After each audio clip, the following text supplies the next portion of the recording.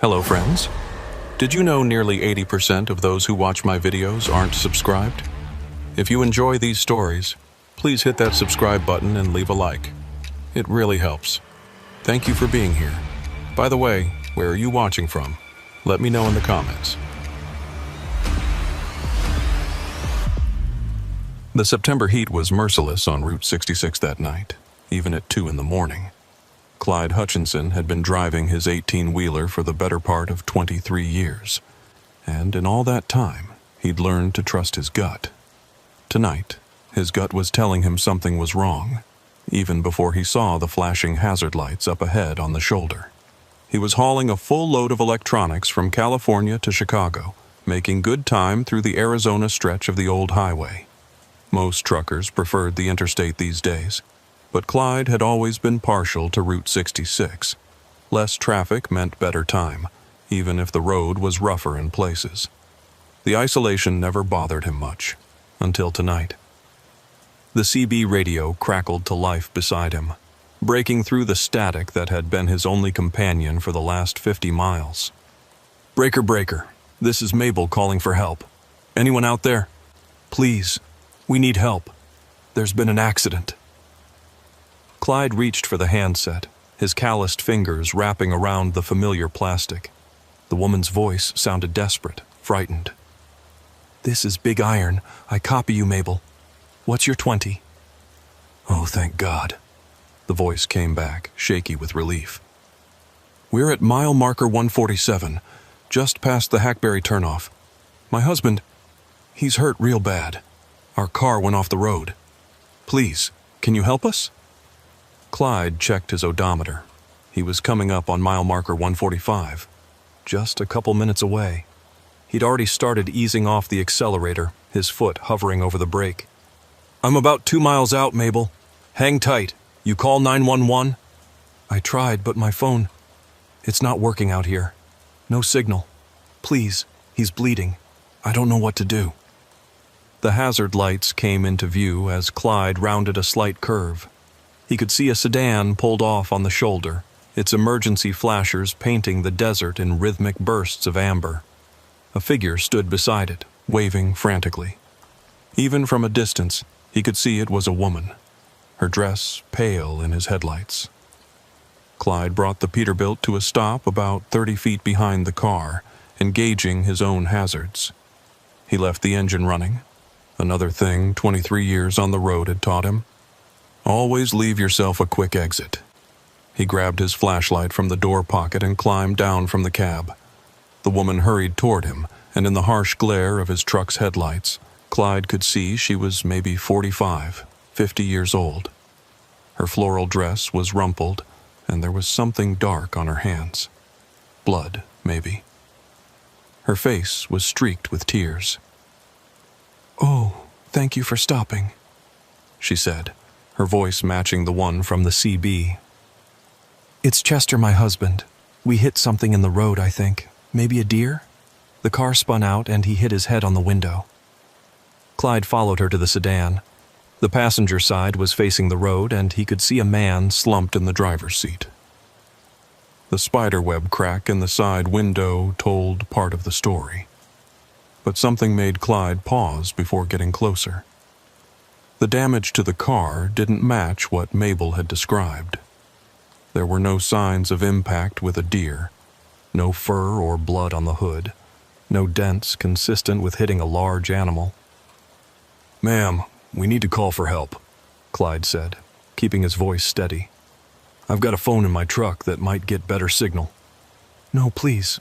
Can you just help me get him out first? I'm worried about moving him by myself. What if his neck is hurt?" It was a reasonable concern, but something in the way she said it, the way her eyes kept darting past him toward his truck, set off alarm bells in Clyde's head. He'd been held up once before, about 15 years back, outside of Amarillo. 3 men had tried to get him to stop for a broken-down vehicle. He'd kept driving that time, reported it to the state police. Later found out they'd robbed 2 other truckers that same night.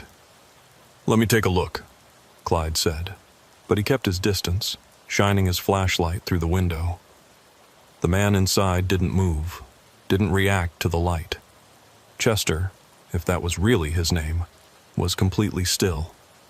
Too still. That's when Clyde noticed the other things that didn't add up. The car's tires. They were all fully inflated, no signs of a blowout. The dust on the shoulder showed no skid marks, no evidence of a vehicle losing control. And now that he was closer, he could see Mabel's hands weren't covered in blood.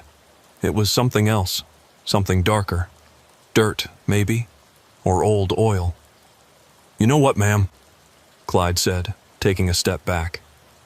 "I'm going to call this in from my truck. Get some ambulances out here right away." Mabel's expression changed, just for a second. The desperation flickered, replaced by something harder, calculating. Then the tears were back. "Please, don't leave us. I'm so scared." Clyde was already backing toward his truck when he heard it, the slight squeak of a door hinge. The driver's side door of the sedan, the one facing away from the road, was opening slowly. Chester was moving after all. "Run, Mabel!" Chester's voice was clear, strong, not the voice of an injured man. "He's not buying it!" Clyde turned and ran for his truck. Behind him, he heard Mabel curse, heard Chester's door slam fully open, heard footsteps on gravel. His boots pounded the asphalt as he covered the 30 feet to his cab. His hands shook as he grabbed the door handle, hauled himself up. "Wait!" Mabel called out. "We just need a ride. We're not going to hurt you." But Clyde was already slamming the door, hitting the locks. In his side mirror, he could see Chester now, standing beside the car. The man was holding something in his hand. In the red glow of the truck's taillights, it looked like a tire iron. Clyde threw the truck into gear and pulled away, his heart hammering in his chest. As he accelerated, he grabbed his CB handset, switching to Channel 9, the emergency channel. "Breaker, breaker. This is Big Iron on Route 66 westbound, mile marker 147. Be advised, there's a man and woman running some kind of ambush scam. White sedan, Arizona plates. They're trying to get truckers to stop. Do not stop to help. Repeat, do not stop." Several voices came back immediately, thanking him for the warning. One said he'd relay the information to the state police. Clyde kept driving, checking his mirrors obsessively for the next 10 miles, half expecting to see headlights racing up behind him.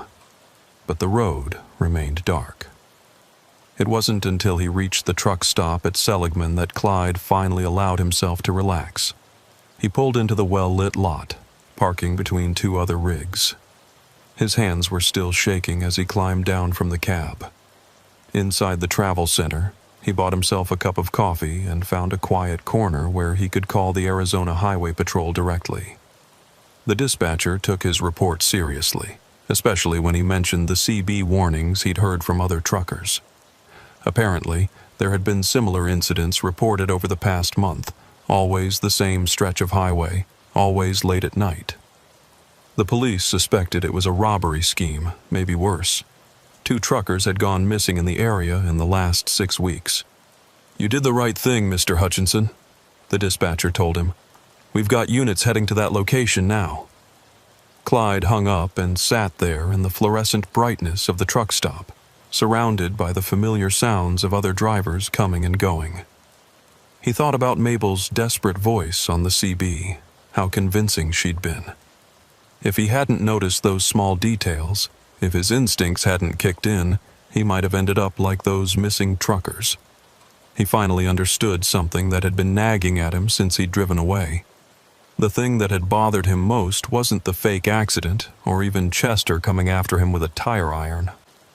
It was the way Mabel had known exactly which channel to call on, had used the right trucker slang. "Breaker, breaker," she'd said. "What's your 20? These weren't amateurs. They'd done their homework, learned how truckers communicate, which meant they'd probably been watching, listening, maybe for weeks, learning their targets' habits, their routes, their vulnerabilities. Clyde finished his coffee and headed back to his truck. He still had a deadline to meet, a load to deliver. But as he pulled back onto Route 66, he made a decision. From now on, he'd take the interstate.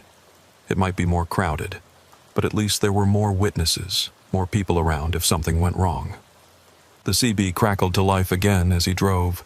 Different voices now, truckers warning each other about mile marker 147, the community looking out for its own, the way it always had. But Clyde couldn't shake the feeling that Mabel and Chester were still out there somewhere, pulled off on some other dark stretch of highway, waiting for the next trucker who might not be quite so careful, quite so lucky. He drove through the rest of the night without stopping, pushing through his fatigue until the sun came up over the desert, painting the world in shades of gold and red. Only then, with daylight chasing away the shadows, did the knot in his stomach finally start to loosen. But even weeks later, safe at home in his apartment in Los Angeles between runs, Clyde would sometimes wake up in the middle of the night thinking he heard Mabel's voice. "Please, we need help. There's been an accident."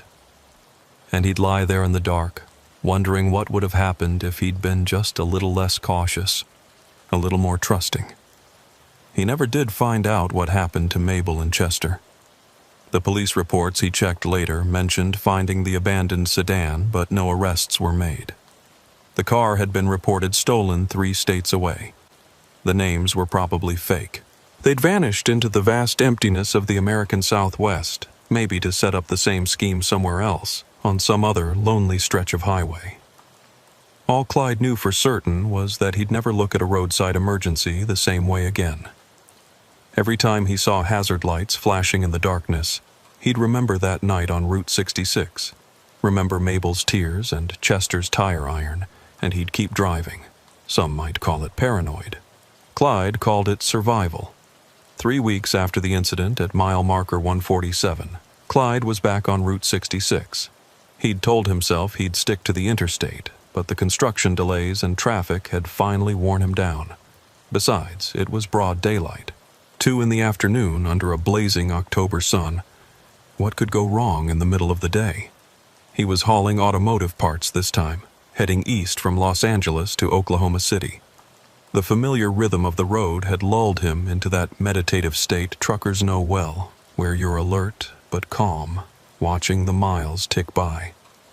The CB had been quiet for the last hour, just the occasional check-in from other drivers passing by.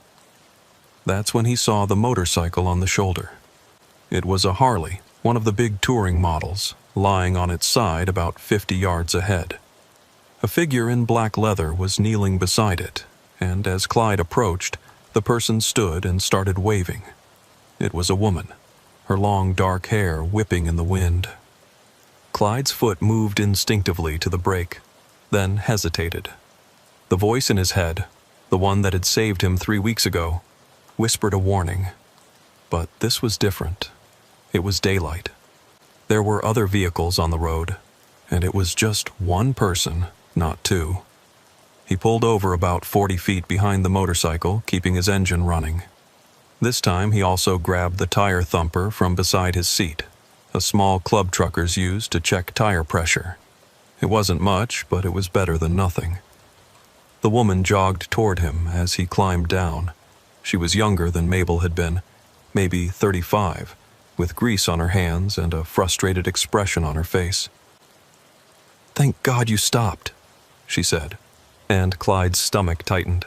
Same words Mabel had used. "My bike just died on me. One second I'm cruising along, the next it's sputtering and dying." "You call for a tow?" Clyde asked, keeping his distance. "My phone's dead," she said, holding up an iPhone with a cracked screen. "Been dead since yesterday. I kept meaning to charge it, but..." She shrugged helplessly. Clyde studied her, looking for the tells. But everything seemed legitimate.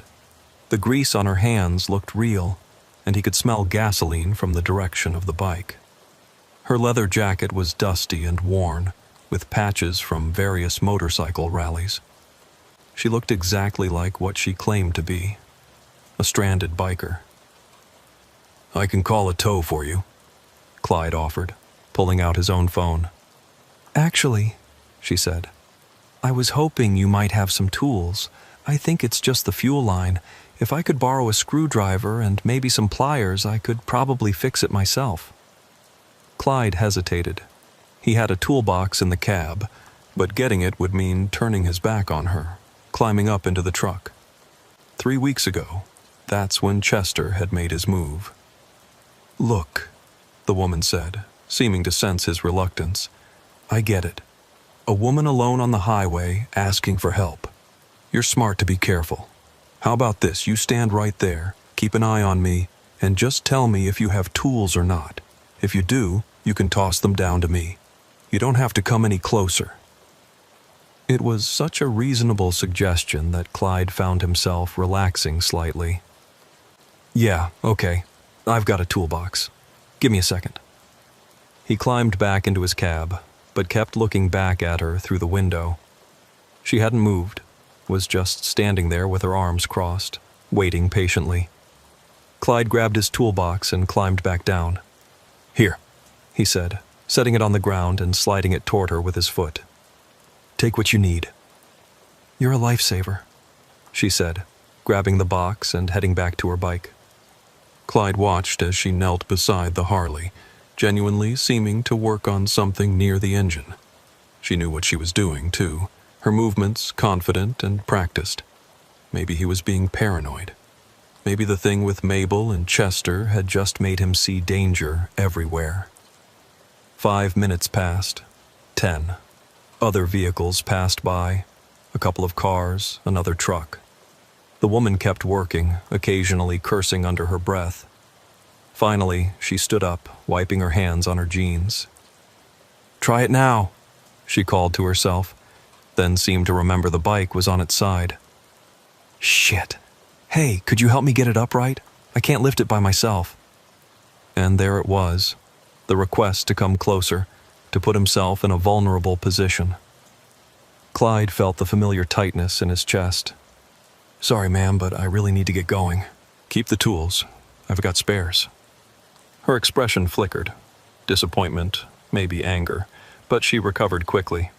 "Oh, okay. Thanks anyway." Clyde was already backing toward his truck when he heard another engine. A pickup truck was pulling off the road, stopping right behind the motorcycle. 2 men got out. One was tall and thin, wearing a baseball cap. The other was shorter, stockier, in a flannel shirt, despite the heat.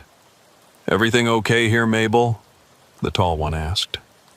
Clyde froze. Mabel. The woman's face went pale. "It's fine, Chester," she said quickly, but the damage was done. Clyde ran for his truck. This time he didn't look back, didn't hesitate. He heard shouting behind him, heard footsteps on gravel, but he was already climbing into the cab, already slamming the door. In his mirror, he saw Chester, because it had to be the same Chester, tall and thin just like before, running after him. The truck roared to life and Clyde pulled away, tires squealing. His hands were shaking so badly he could barely hold the wheel steady. They'd found him. Somehow, they'd found him. Or maybe it was just coincidence.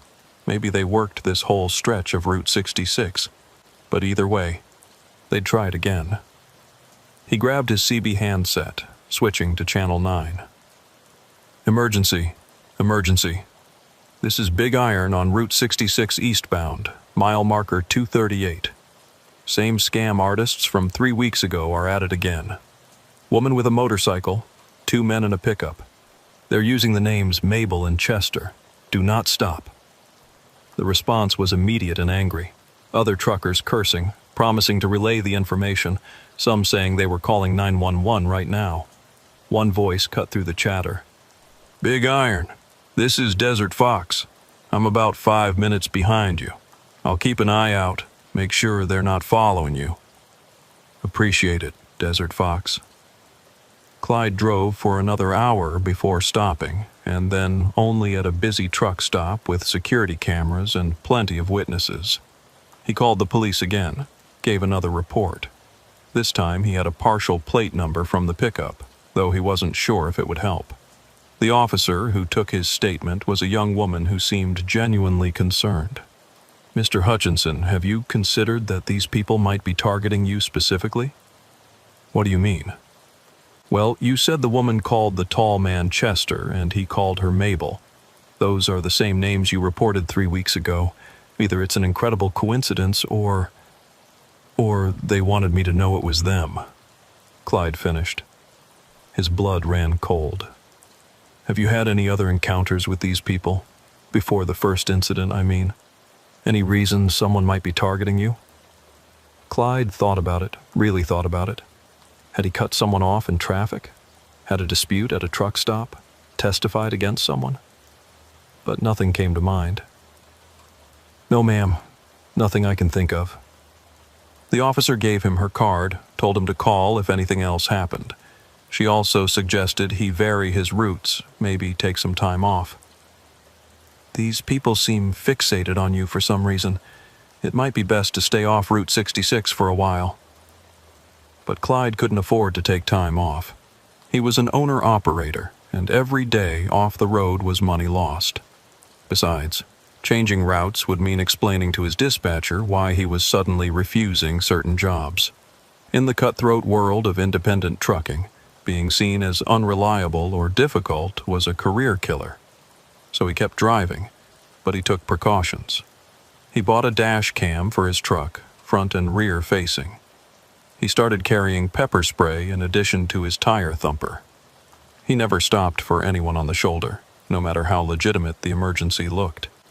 And he stayed in constant communication with other truckers, checking in every hour, letting people know his location.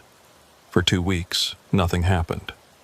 Clyde started to relax, to think maybe Mabel and Chester had moved on, found easier targets. Then, on a foggy November morning, he saw the sedan again. It was the same white sedan from the first encounter, parked at a rest stop just outside Flagstaff. Clyde recognized it immediately. The same license plate he'd reported to the police. It was empty, but parked in such a way that anyone exiting the rest stop would have to pass right by it. Clyde didn't stop. He kept driving, but he called it in immediately. 20 minutes later, his CB crackled with news. The police had arrived at the rest stop to find the sedan abandoned. Inside, they'd found something disturbing. A notebook filled with information about various truckers. Routes, schedules, CB handles, license plates. Clyde's information took up 3 pages. They were studying him, learning his patterns, his habits. The realization made his skin crawl. That night, Clyde called his ex-wife from a motel room in Albuquerque. They'd been divorced for 5 years, but they still talked occasionally, especially about their grown daughter. "Linda, I need you to do something for me," he said after explaining the situation. "Check on Sarah. Make sure she's okay, that no one's been bothering her." "Jesus, Clyde, you're scaring me. Should we call the police?" "I've already talked to them. Just, please, check on her."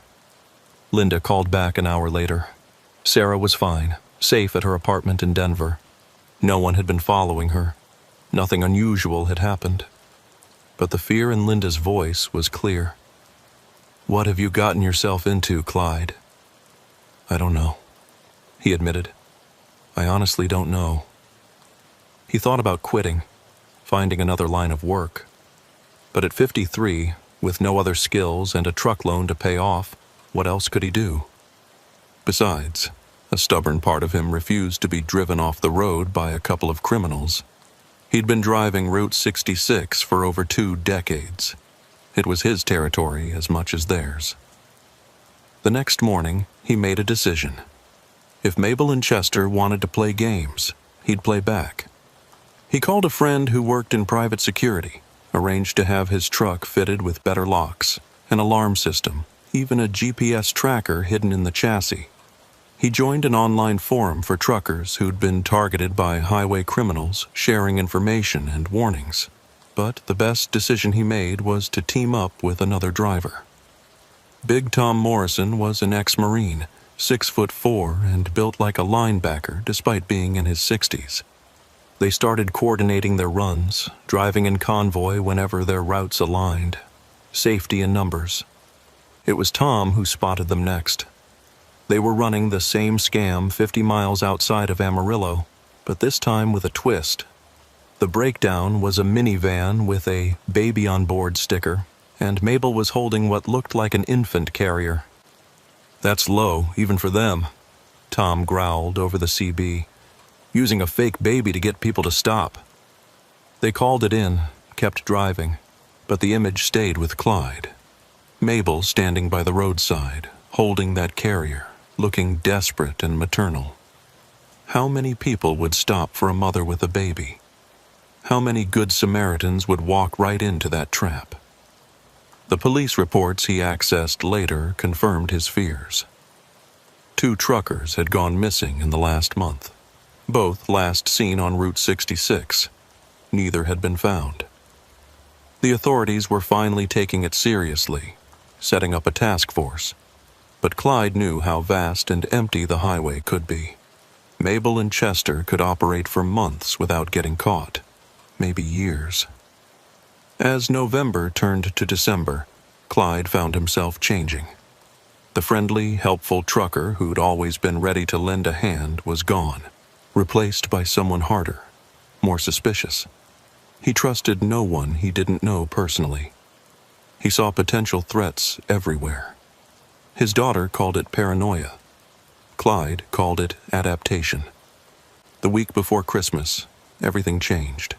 Clyde was holed up in a motel room in Gallup, New Mexico, watching the local news while he waited for a load to be ready the next morning. He'd just finished a microwave dinner when the anchor mentioned something that made him drop his plastic fork. "Discovered the bodies of 2 missing truck drivers in a ravine approximately 15 miles outside of Flagstaff. The victims have been identified as Robert Chen, 45, of Sacramento, and James Patterson, 38, of Phoenix. Both men had been reported missing in the last 6 weeks while driving routes along Highway 66. Clyde sat on the edge of the bed, his hands shaking.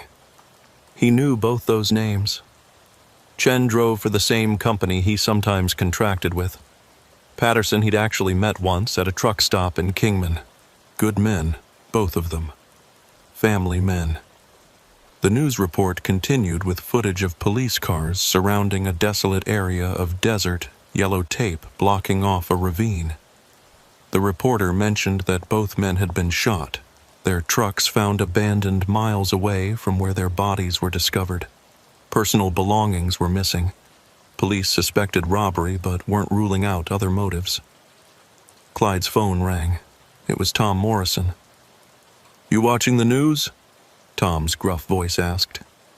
"Yeah. It's them, isn't it? Mabel and Chester. Has to be." There was a long pause. Then Tom said, "I'm done with Route 66, Clyde. I'm too old for this shit. Going to stick to I-40 from now on, maybe look into local runs only." Clyde couldn't blame him. But as he hung up, he felt something harden inside him. 2 good men were dead. How many others would die if Mabel and Chester weren't stopped? The police were trying, but they didn't know these highways like truckers did. They didn't understand the patterns, the vulnerable points where drivers had no choice but to slow down or stop. That night, Clyde made a decision that would have seemed insane just a few months earlier. He was going to hunt them. Not to confront them. He wasn't that stupid. But to find them, track them, and make sure the police finally caught them. He started by mapping every incident, every sighting, every near miss reported on the trucker forums and CB channels. A pattern emerged. Mabel and Chester never worked the same spot twice in a row, but they did cycle through locations. Mile marker 147, mile marker 238, the rest stop outside Flagstaff, a particular stretch near the Texas border. They were rotating through about 7 different spots, probably figuring enough time would pass between incidents that drivers would let their guard down. Clyde also noticed something else. The incidents always happened between midnight and 4 a.m., or during the late afternoon lull between 2 and 5 p.m., times when there was less traffic, fewer witnesses, but still enough truckers on the road to make it worthwhile. He started adjusting his runs to pass through those areas during those times. It was dangerous, maybe even stupid, but he couldn't just sit back and wait for the next driver to disappear.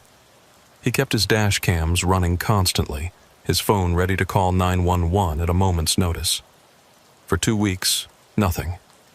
Then, just after New Year's, he saw them. It was 3 a.m., and he was approaching mile marker 147, the site of their first attempt on him. His headlights caught the familiar white sedan, hazards flashing. But this time, Clyde was ready. He slowed down just enough to get a clear view with his dash cam, then accelerated past. Mabel was out there with her floral dress, but now he could see Chester clearly too, standing in the shadows by the car, something in his hand. Clyde didn't stop. He drove another mile down the road, pulled over, and called 911.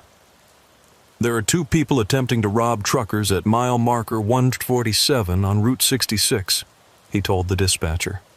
"White sedan, Arizona plates." He rattled off the license number. "The woman is flagging down vehicles while a man waits in ambush. They're armed and dangerous. They've killed before." "Sir, how do you know they've—" "Just send units now," Clyde insisted. "They never stay in one spot for more than an hour." He hung up and waited, watching his mirrors. 20 minutes later, he saw the police lights in the distance racing down the highway. His CB crackled with chatter from other truckers who'd seen the cops flying by. Then, nothing. No news, no updates. Clyde drove on to his delivery, but he couldn't stop thinking about what had happened. Had the police caught them? Had Mabel and Chester escaped again? He checked the news obsessively for the next 2 days, but there was nothing about an arrest. Then, on the 3rd day, Tom called him. "You're not going to believe this," Tom said. "Remember that couple working the highway? Word on the CB is they tried to rob the wrong trucker last night. Guy was off-duty cop, driving his personal rig for extra money, pulled a gun on them when they tried their ambush. They get arrested? That's the thing. They got away. But the cop got a good look at them, and get this, there wasn't just 2 of them. There was a 3rd person in the sedan, someone in the back seat controlling everything."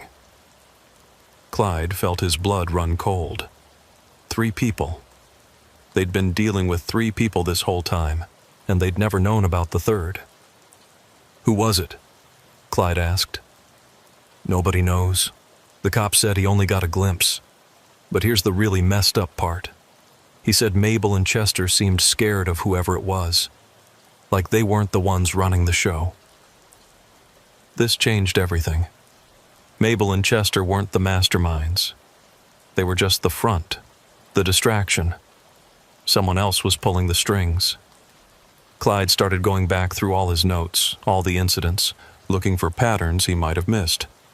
That's when he noticed something that made his skin crawl. In every report where someone had gotten a good look at Mabel, they described her differently. Sometimes she was 45 with brown hair. Sometimes 35 with black hair.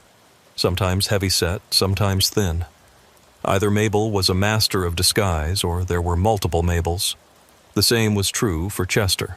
Tall and thin in some reports, short and stocky in others. Young in some, older in others. "Jesus Christ," Clyde whispered to himself in his motel room. "It's not just 3 people. It's a whole ring." He called the detective who'd taken his statement after the 2nd incident. She listened to his theory with interest. "We've been thinking the same thing," she admitted. "These aren't just random criminals. This is organized, professional. We think they might be part of a larger trafficking operation." "Trafficking? Those missing truckers. We don't think they were all killed. Some of them might have been taken for other purposes. Forced labor, maybe worse. Their trucks stripped and sold, their identities stolen." The thought made Clyde sick. He'd been thinking of this as a robbery scheme, maybe murder for money, but trafficking? That was a whole different level of evil. "We need drivers like you to keep reporting," the detective said. "You know these roads, you know what to look for. But, Mr. Hutchinson, please, don't try to be a hero. These people are more dangerous than we initially thought." But Clyde couldn't let it go. Not now, not knowing what he knew. He started coordinating with other drivers, setting up an informal network of watchers. They'd report any suspicious vehicles, any fake emergencies, anything that seemed off. The CB channels buzzed with coded warnings. Smoky at 147 meant police were in the area. Mabel's sighting at 238 meant someone had seen the scam in action. It was working. The incidents dropped off. Mabel and Chester, or whoever was playing them, seemed to realize they were being watched. They moved their operations, maybe to different highways, maybe to different states. But Clyde knew they hadn't gone far. Predators like that didn't just give up. They adapted. In February, Clyde was making a run through Arizona when he stopped at a truck stop he'd used dozens of times before. It was busy, well lit, the kind of place he felt safe. He was walking back to his truck after dinner when he noticed someone standing beside it. It was a woman, but not Mabel. This woman was younger, maybe 25, with red hair and a leather jacket. She was just standing there, not trying to break in, not even touching the truck. Just standing. "Can I help you?" Clyde called out, his hand moving to the pepper spray in his pocket. The woman turned to look at him, and her expression was strange. Sad, almost apologetic. "You're Clyde Hutchinson," she said. It wasn't a question. "Who's asking?" "My name is Rachel. I need to talk to you. About Mabel and Chester." Every instinct told Clyde to run, to get help, to do anything but engage with this woman. But something in her voice, in her eyes, made him pause. "Are you with them?" he asked. "I was," she said quietly. "But not anymore. I got out, and I want to help stop them." "Why should I believe you?" Rachel lifted her shirt slightly, revealing a mass of scars across her stomach. "Because they did this to me when I tried to leave the first time. Because I know where they're going to be tomorrow night. And because if we don't stop them soon, they're going to kill a lot more people." Clyde stood there in the truck stop parking lot, the sounds of diesel engines and distant conversation washing over him. Every rational part of his brain said this was another trap, another game. But looking at those scars, seeing the genuine fear in Rachel's eyes, he made a choice that would change everything. "Okay," he said. "Let's talk. But not here. Too public." "There's a diner about 5 miles east," Rachel said. "Mickey's. It's where truckers go when they don't want company. We can talk there." Clyde knew the place. It was indeed quiet, off the beaten path. If this was a trap, it would be a perfect spot for it. But it was also the kind of place where people minded their own business, where difficult conversations could happen without interruption.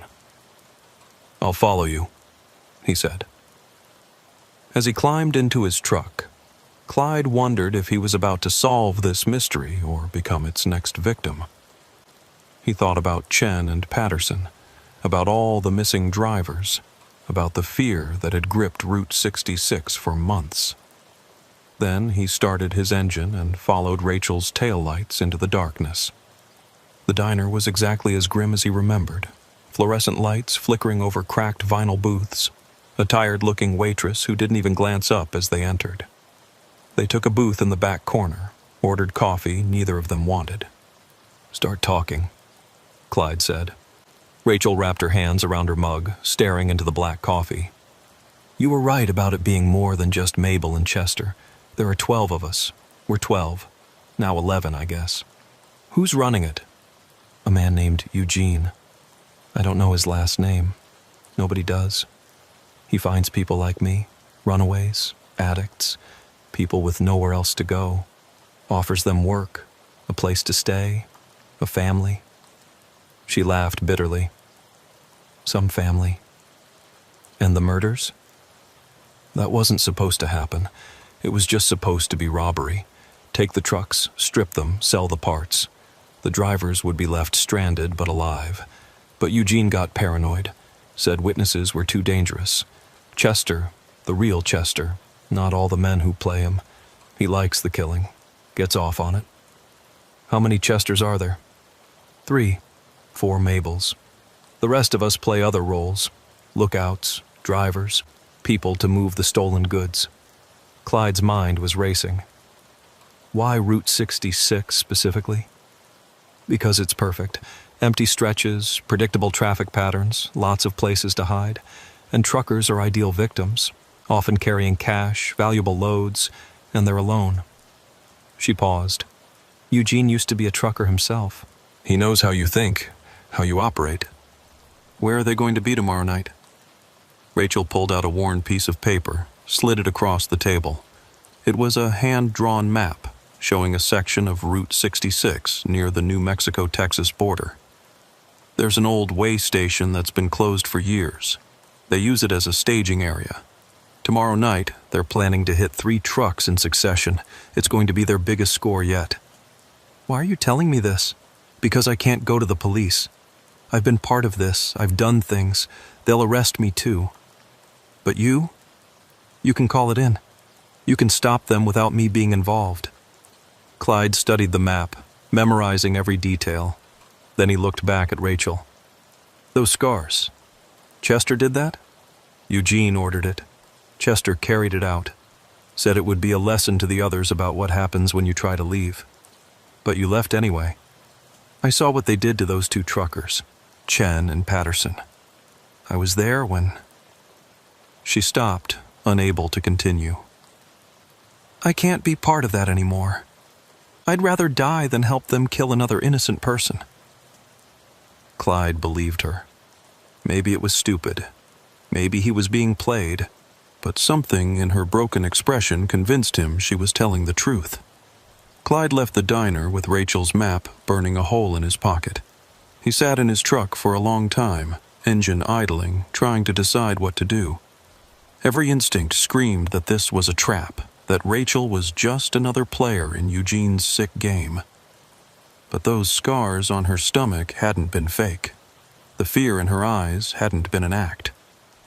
He pulled out his phone and called the detective who'd been working the case. It went to voicemail. He tried again. Same result. It was nearly midnight. She was probably off duty. He could call 911, but what would he say?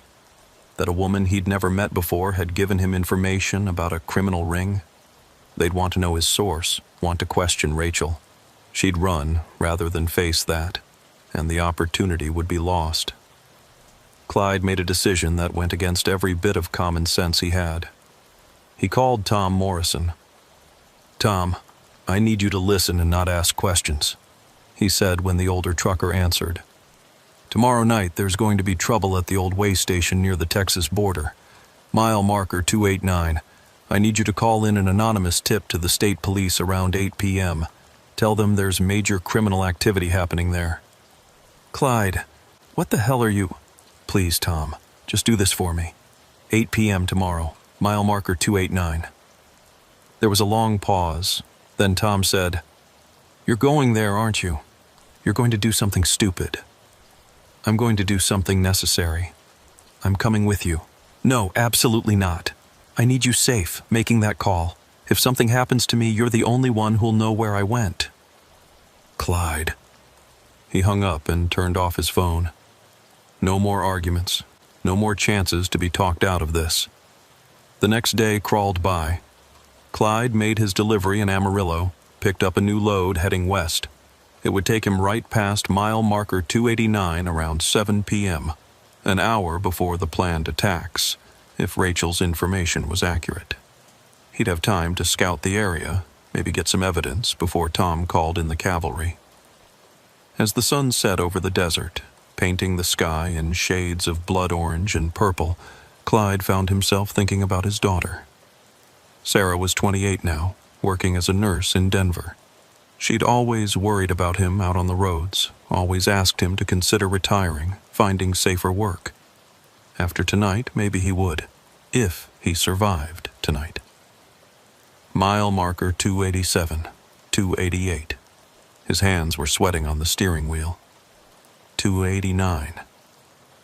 The old way station sat about a quarter-mile off the highway, connected by a crumbling access road. From the highway, it looked completely abandoned. Broken windows, graffiti-covered walls, weeds growing through cracks in the concrete, the perfect hiding spot. Clyde drove past, continued for another mile, then pulled off onto a service road. He'd leave his truck here, approach on foot. It was insane, but he needed to see for himself, needed to know if Rachel had told the truth. He grabbed his tire thumper, his pepper spray, and his phone. Then, after a moment's hesitation, he reached under his seat and pulled out the .38 revolver he'd bought after the second encounter with Mabel and Chester. He'd never fired it except at a range, hoped he wouldn't have to tonight. But better to have it and not need it. The walk back to the way station took 15 minutes. By the time he arrived, full darkness had settled over the desert. Clyde stayed low, moving carefully through the scrub brush and rocks. As he got closer, he saw lights. Flashlights moving inside the building, the glow of cigarettes outside, and vehicles. 3 cars, 2 pickups, and a van. More than enough to run the kind of operation Rachel had described. Clyde crept closer, using an old drainage ditch for cover. He could hear voices now, multiple people talking. Then, clear as day, he heard a woman's voice he recognized. "Eugene wants us ready by 7:30, Mabel was saying. Not the fake, desperate Mabel from the highway, but her real voice, harder, colder. "Chester, you take position at marker 285. Draw them in like always." "I'm tired of playing the injured husband," a man replied. Chester, but not the tall, thin one Clyde had seen. This voice was deeper, rougher, one of the other Chesters. "Why can't Rodriguez do it for once?" "Because you're the best at it," Mabel replied. "You've got that trustworthy face." Someone laughed. "Trustworthy face. Right. Tell that to the last guy who trusted him." "Enough," a new voice said. Male, authoritative. It had to be Eugene. "We do this right. We get 3 trucks, maybe 4. That's enough to set us up for months. But I want clean kills. No witnesses, no complications." Clyde's blood ran cold. Clean kills. They were planning to murder whoever they robbed tonight. He pulled out his phone, started recording video. The quality would be terrible in the low light, but maybe it would be enough. He needed evidence, needed proof of what was happening here. That's when he felt the gun barrel against the back of his head. "Well, well," a familiar voice said. "Clyde Hutchinson. Rachel said you might show up." Clyde's heart sank. It had been a trap after all. "Drop the gun," the voice said. "And the phone. Slowly." Clyde complied, his mind racing. The man behind him called out, "Eugene, we got company." The lights in the way station turned toward them. Footsteps approached. Eugene emerged from the darkness. A man in his 50s, gray beard, wearing an expensive-looking leather jacket. He looked like someone's grandfather, not a murderer. "Mr. Hutchinson," Eugene said, his voice calm, almost friendly. "The famous Clyde. You've caused us quite a bit of trouble." "The police know I'm here," Clyde lied. "They're already on their way." Eugene smiled. "No, they're not, but nice try." He nodded to the man holding the gun on Clyde. "Bring him inside." They marched Clyde into the way station. The inside had been converted into a makeshift headquarters, tables covered with maps and phones, sleeping bags in the corners, boxes of what looked like stolen goods stacked against the walls. About 10 people were scattered around the room, all watching him with expressions ranging from curiosity to hostility. Mabel was there, the real Mabel.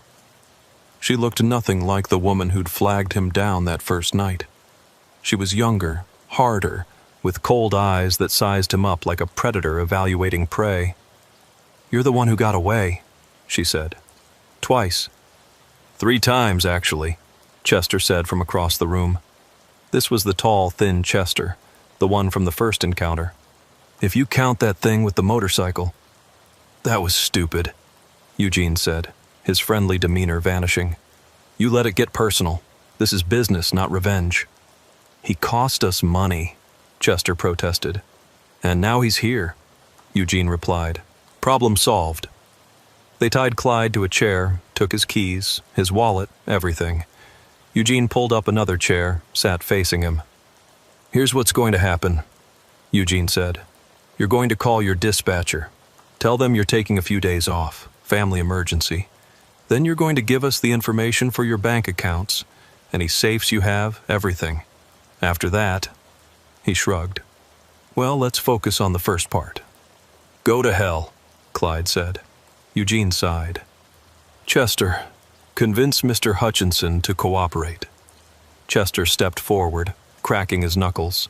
But before he could swing, the door burst open. Rachel ran in, breathless, panicked. Eugene, there's cops. Multiple units coming down the highway. What? Eugene stood, angry. How many? I don't know, 5, 6 cars maybe. They're heading this way. Tom, Clyde thought. He'd called early, God bless him. Eugene's eyes narrowed, looking between Rachel and Clyde. You set this up. No, Rachel protested. I just saw them and... Check her, Eugene ordered.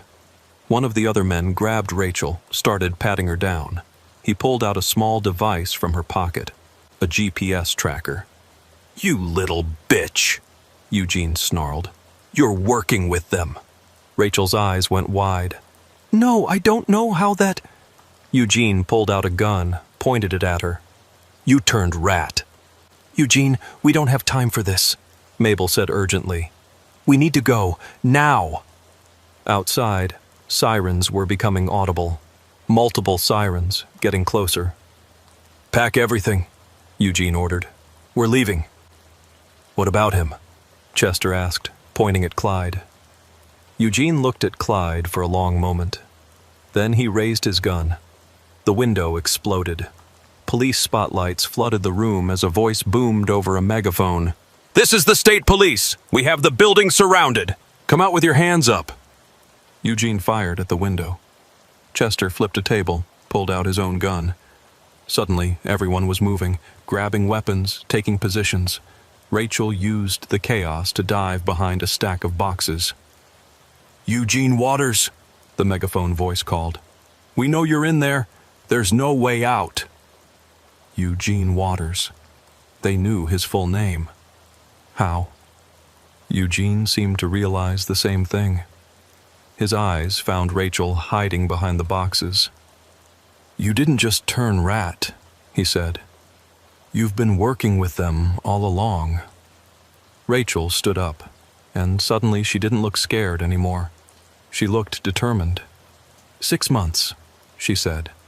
I've been undercover for 6 months, gathering evidence. And now I've got all of it.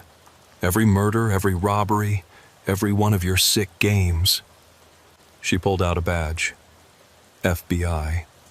Eugene raised his gun to shoot her, but Clyde threw himself sideways, chair and all, crashing into Eugene's legs. The shot went wild. Chester turned to shoot Clyde, but Rachel already had her service weapon out. The sound was deafening in the enclosed space. Chester went down. Others started shooting at the windows, at the police outside. Tear gas canisters crashed through the broken windows, filling the room with burning smoke. In the chaos, Clyde felt someone cutting his bonds. It was Rachel. Get down and stay down, she shouted over the noise. The raid was over in minutes. Some of Eugene's people surrendered immediately. Others tried to fight, but they were outnumbered, outgunned. Eugene himself tried to escape through a back window but was tackled by waiting officers. When the smoke cleared, Clyde found himself sitting on the ground outside, a paramedic checking him for injuries. Rachel stood nearby, talking to a man in an FBI windbreaker. She noticed him looking and walked over. I'm sorry, she said, for lying to you, for using you. But we needed someone Eugene would believe was a real threat, someone who'd draw him out. You used me as bait. Yes, but I also saved your life. Eugene would have killed you tonight, whether you'd shown up or not. He'd marked you as a threat that needed to be eliminated. Clyde thought about being angry, but found he couldn't muster the energy. Those scars, were they real? Rachel lifted her shirt slightly. The scars were still there. Eugene did this to an informant 2 years ago. A woman who tried to leave and talk to the police. She died from the injuries. I've been carrying her story with me ever since. So, Chen and Patterson, we have evidence linking Eugene's organization to their murders and 5 others, plus dozens of robberies across 4 states. This is one of the largest highway crime rings we've ever taken down. Clyde watched as Eugene was loaded into a police car, Chester into an ambulance, Mabel and the others into various law enforcement vehicles. It was over. It was really over. What happens now? He asked. You go back to your life, Rachel said. Drive your routes, deliver your loads. Route 66 is safe again, thanks to you. Thanks to you, you mean? It was a team effort. She pulled out a business card. My real name is Agent Sarah Foster.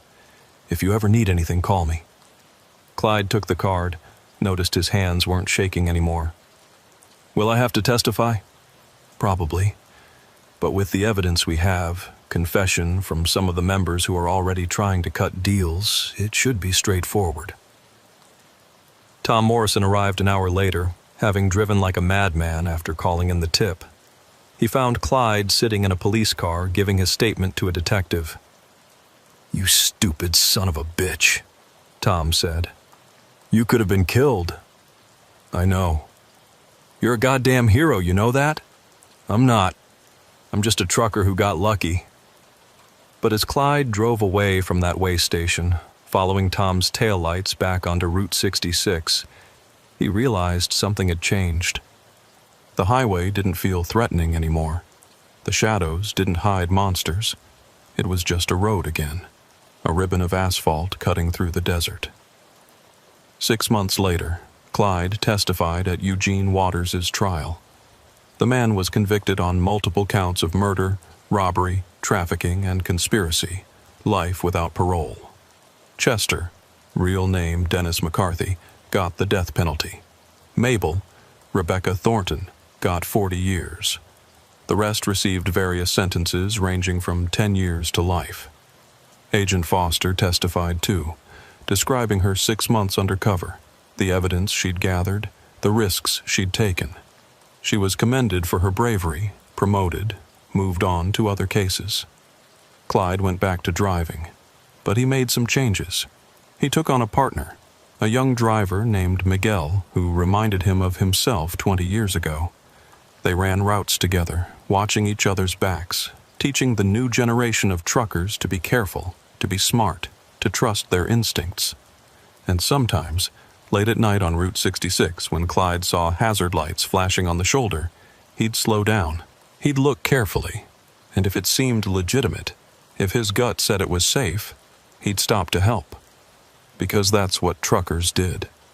They looked out for each other, but he always kept his gun within reach, and he always trusted his instincts, because the highway might be safer now, but it was never truly safe. There would always be predators out there, always be new schemes, new dangers. The best anyone could do was stay alert, stay alive, and keep rolling. The last time Clyde saw Rachel, Agent Foster, was at a truck stop near Flagstaff, almost a year after the raid. She was in civilian clothes, grabbing coffee, looking like any other traveler. Their eyes met across the parking lot, and she walked over. How's the road treating you? She asked. Can't complain. You? Different case, different highway, same types of bad guys. They stood there for a moment, two people who'd shared something intense and dangerous, not sure what else to say. Thank you, she finally said, for trusting me that night at the diner, even though I was lying to you, even though it was a trap. It wasn't all a lie, Clyde said. You really did want to stop them. Yes, I did. She walked away and Clyde never saw her again. But sometimes when he drove past that old way station, now demolished, nothing but a flat patch of desert, he'd think about that night, about Eugene and Mabel and Chester, about the truckers who didn't make it, about the ones who did, because the ring was stopped. Route 66 stretched out before him, endless and unforgiving, beautiful and dangerous. It had tried to kill him, had taught him fear, had made him harder and more careful. But it was still his road. It would always be his road. And somewhere out there, another trucker was just starting their shift, checking their mirrors, trusting their instincts, ready for whatever the highway might throw at them. The road went on, and so did Clyde. Earl Dawson had been hauling freight for 31 years, and in all that time, he'd never lost a load. Not once. It was a point of pride with him, something he'd mentioned to younger drivers when they gathered at truck stops to swap stories. 31 years, he'd say, tapping the worn wooden dashboard of his Kenworth. And every single piece of cargo has made it from point A to point B. That streak ended on a cold February night on Route 66, somewhere between Amarillo and Oklahoma City. Earl was carrying a high-value load, computer equipment bound for a distribution center in Chicago. The manifest showed $2.8 million worth of servers and networking hardware, all sealed in a climate-controlled trailer that was locked tighter than Fort Knox. Or so he thought. The first sign something was wrong came at around 11 p.m. Earl had stopped at a truck stop near the Texas-Oklahoma border to refuel and grab a cup of coffee. It was a regular stop for him, a place he'd been dozens of times before. The lot was about half full, maybe 20 trucks scattered around, their running lights creating pools of amber in the darkness. As Earl climbed down from his cab, a woman approached him. She was maybe 30, wearing jeans and a denim jacket, her hair pulled back in a ponytail. She looked like any other traveler, except for the way she was staring at him. "Earl Dawson?" she asked. Earl paused, his hand still on the truck door. "Do I know you?" "No, but I know you. My name's Agnes. I work for the company that's shipping your load." Earl's guard went up immediately. In 31 years, he'd never had someone from a client company approach him at a random truck stop. They communicated through dispatch, through official channels, not face-to-face meetings in the middle of the night. "That's so," Earl said carefully. "Which company would that be?" Agnes smiled. "Tech Forward Solutions. The servers you're hauling? There's been a change of plans." "I don't know anything about any change of plans." "That's why I'm here." She pulled out a phone, showed him what looked like an official email. "There's been a security breach at the Chicago facility. We need to reroute the shipment to our backup location in Tulsa." Earl didn't even look at the phone. "Lady, I don't know who you are, but I don't take orders from anyone except my dispatcher. You want to change the delivery? You call the company, they call me." Agnes's friendly expression faltered slightly. "Mr. Dawson, this is time sensitive. Every minute we delay increases the security risk." "Then you better call fast." Earl turned to walk toward the fuel pumps. $500,000, Agnes said quietly. Earl stopped. "That's what we're prepared to offer you," she continued. "Cash, tax-free. All you have to do is drive to a warehouse in Tulsa instead of Chicago. Same distance, same amount of work. You drop the load, take your money, continue to Chicago, and tell your company the shipment was delivered as planned." Earl turned around slowly. "You're asking me to steal from my employer?" "We're asking you to help us recover our own property," Agnes said. "There's been a dispute with the shipping company. Legal complications. This is our merchandise, Mr. Dawson. We're just trying to get it back." "Then handle it through lawyers. That could take months.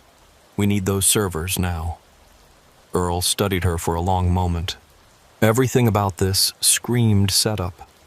But there was something else. Something in the way she kept glancing around the truck stop, the way her hand stayed close to her pocket. She was nervous, scared even. "The answer's no," Earl said firmly. "Now, if you'll excuse me, I need to fuel up." Agnes's expression hardened. "That's unfortunate, Mr. Dawson. Really unfortunate." She walked away, disappearing between the rows of parked trucks. Earl watched her go, then quickly pulled out his phone and called his dispatcher. "Yeah, this is Earl. Listen, I just had something weird happen." He explained the encounter, Agnes's offer, everything. The dispatcher, a guy named Hank, who'd been with the company almost as long as Earl, listened without interrupting. "Jesus, Earl. You think it was legit?" "I think someone wants this load bad enough to throw around serious money. I'm calling the client right now. Verify this shipment is what it's supposed to be. In the meantime, you be careful. Maybe skip the fuel and head to the next stop." But Earl needed fuel. His tank was running close to empty, wouldn't make it to the next station. "I'll fuel up quick and get moving. Call me back when you hear something." Earl fueled his truck, constantly scanning the lot for any sign of Agnes or anyone else watching him. The other truckers went about their business, oblivious to his tension. He saw a couple of lot lizards making their rounds, a family in a minivan stretching their legs, normal truck stop activity, nothing suspicious. He was just replacing the fuel cap when he noticed the man standing by his trailer. The guy was tall, maybe 6'2", wearing dark clothes and a baseball cap pulled low. He was running his hand along the trailer's seal, examining the lock mechanism. "Hey!" Earl shouted. "Get away from there!" The man looked up, seemed to consider his options, then walked away unhurriedly. Not running, not panicking, just walking like he had every right to be there.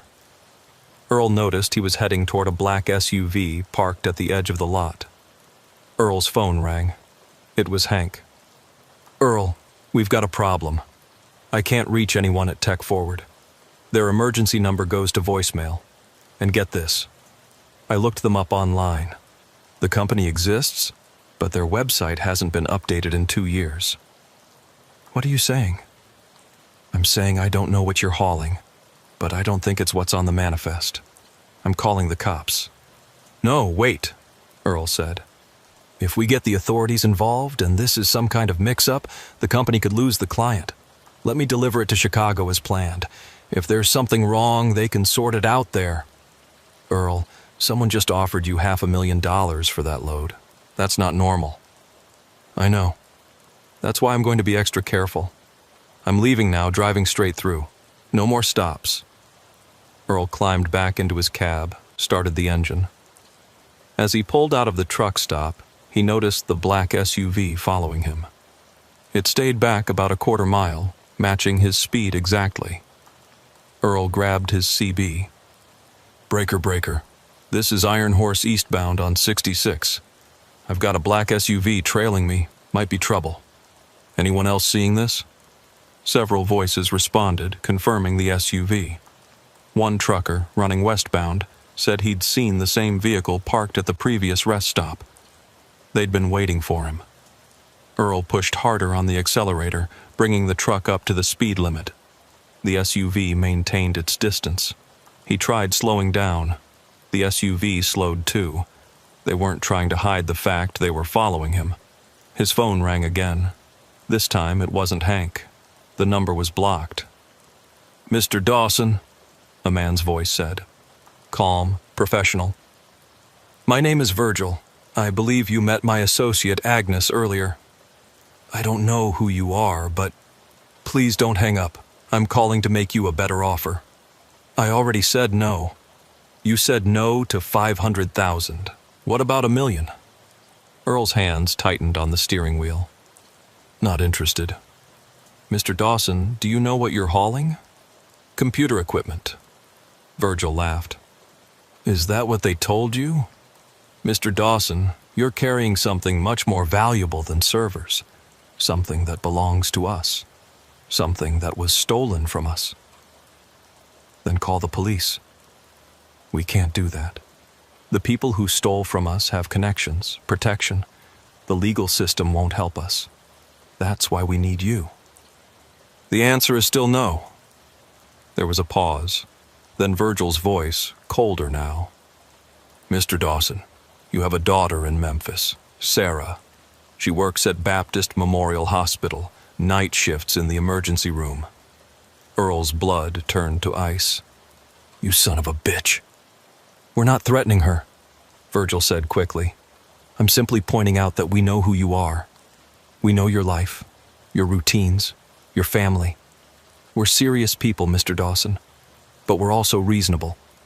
Take the money, deliver the load to us, and everyone wins. If you touch my daughter, we won't. You have my word. But this offer has an expiration date. You have 1 hour to decide. Keep driving toward Chicago and we'll assume you've declined. Turn south toward Tulsa and we'll know you've accepted. $1 million, Mr. Dawson, tax-free. Think about what that could mean for your retirement." The line went dead. Earl's mind raced. They knew about Sarah. How? Had they been researching him? Following him? And what was really in his trailer that was worth $1 million to these people? He called Sarah immediately. She answered on the third ring, sounding tired. "Dad, it's like midnight. Everything okay?" "Sarah, listen to me. Are you at work?" "Yeah, just on break. What's wrong?" "I need you to be careful tonight. Maybe ask security to walk you to your car when you leave." "Dad, you're scaring me. What's going on?" Earl thought fast. "I had a weird encounter at a truck stop. Some crazy person asking about family stuff. It's probably nothing, but just be careful, okay?" "Should I call the police?" No, just be aware of your surroundings. And call me when you get home." "Dad, please, Sarah, just do this for me." She agreed, still sounding worried. Earl hung up and immediately called Hank again. "They threatened my daughter," he said without preamble. "What?" "Earl, who threatened?" "The people who want the load. They know about Sarah, where she works." "Hank, what the hell am I carrying?" "I don't know, I swear. The manifest says computer equipment. The client is listed as Tech Forward Solutions. Everything looked legitimate." "Yeah, well, legitimate companies don't offer truckers $1 million to redirect shipments." In his mirrors, Earl could see the SUV still following. But now there was another vehicle, a white van, running parallel on a frontage road. They were boxing him in. "Hank, I need you to call the state police. Tell them—" The truck lurched. Something had hit the trailer. Earl looked in his mirror and saw a motorcycle pulling alongside, the rider holding something. It looked like a cutting tool. They were trying to breach the trailer while it was moving. Earl swerved slightly, trying to shake the motorcycle off. The rider backed off, but didn't disappear. Meanwhile, the SUV had closed the distance, now only about 50 feet behind. "Earl? Earl, what's happening?" Hank's voice crackled through the phone. "They're trying to get into the trailer while I'm driving. I'm calling 911 right now." Earl pushed the accelerator to the floor. The truck responded sluggishly, the weight of the trailer holding him back. 80,000 pounds doesn't accelerate quickly, no matter how much you want it to. The motorcycle was back, this time on the other side. Earl saw sparks flying from the trailer's lock mechanism. They had some kind of portable cutting torch. Up ahead, Earl saw an exit sign. He made a split-second decision and took the exit at speed, the truck leaning dangerously as it navigated the curve. The motorcycle had to brake hard to avoid being crushed. The SUV followed, tires squealing. Earl found himself on a 2-lane state highway, darker and emptier than Route 66. No streetlights, no other traffic, just him and his pursuers. His CB crackled. "Iron Horse, this is Big Dog. I'm about 2 miles behind you. Just saw you take that exit. You still got company?" It was another trucker, one who'd heard his earlier call. "Roger that, Big Dog. Black SUV and a motorcycle. They're trying to cut into my trailer." "I'm coming up fast. Maybe we can box them in." But before Big Dog could catch up, Earl saw something that made his heart sink. Up ahead, across both lanes of the highway, was a semi-truck, just stopped, blocking the entire road. It was a trap. They'd herded him off the main highway and into a trap. Earl slammed on the brakes, the truck's air brakes hissing like angry serpents. The rig shuddered to a stop about 50 feet from the blocking semi. In his mirrors, he could see the SUV and motorcycle pulling up behind him, cutting off any chance of reversing. He was boxed in completely. The CB crackled with Big Dog's voice. "Iron Horse, I see the roadblock. I'm calling the cops right now. Hang tight, brother." But Earl knew the police wouldn't get here in time. These people, whoever they were, had planned this perfectly. An isolated stretch of highway, no witnesses except for Big Dog, who was still a mile back, and complete control of the situation. The door of the blocking semi opened, and a man climbed down. Even in the darkness, Earl could see he was carrying something. As the figure walked closer, Earl's headlights illuminated him clearly. It was Virgil. Had to be. Tall, well-dressed in a black suit that seemed absurdly out of place on this empty highway. He was maybe 45, with salt and pepper hair and the bearing of someone used to being in charge, and he was carrying a shotgun. Earl locked his doors, grabbed his phone to call 911. No signal. They were using a cell phone jammer. Of course they were. These weren't amateur hijackers. Virgil walked up to Earl's door, the shotgun held casually at his side. He knocked on the window almost politely. "Mr. Dawson," his voice was muffled but audible through the glass. "Please step out of the vehicle. We need to talk." "Go to hell!" Earl shouted back. "Mr. Dawson, let me explain the situation. Behind you are 3 of my associates. To your left and right I have men in position in the trees. There's no cellular service for 5 miles in any direction. The police, even if your friend back there has called them, are at least 20 minutes away. You can either step out and have a civilized conversation, or we can break the windows and drag you out. I'd prefer the former." Earl looked around. He could see shapes moving in the darkness on both sides of the highway. More than 3 people behind him. He counted at least 5 now. Big Dog's truck was visible in the distance, stopped but not approaching. Smart man knew better than to drive into this situation. Earl grabbed the tire iron from beside his seat. It wasn't much against guns, but it was something. Then he opened the door and climbed down, keeping the iron visible but not threatening. "There's no need for that," Virgil said, gesturing at the tire iron. "We're businessmen, Mr. Dawson, not thugs. Businessmen don't hijack trucks. They do when those trucks are carrying stolen property." Virgil moved closer but stayed out of swinging range. Smart. "Mr. Dawson, do you know what cryptocurrency mining hardware is?" "Computer stuff. Specific computer stuff. The equipment in your trailer isn't servers. It's next-generation ASIC miners. Machines designed specifically to mine Bitcoin and other cryptocurrencies. That trailer contains about 500 units, each worth approximately $50,000 on the black market." Earl did the math. $25 million.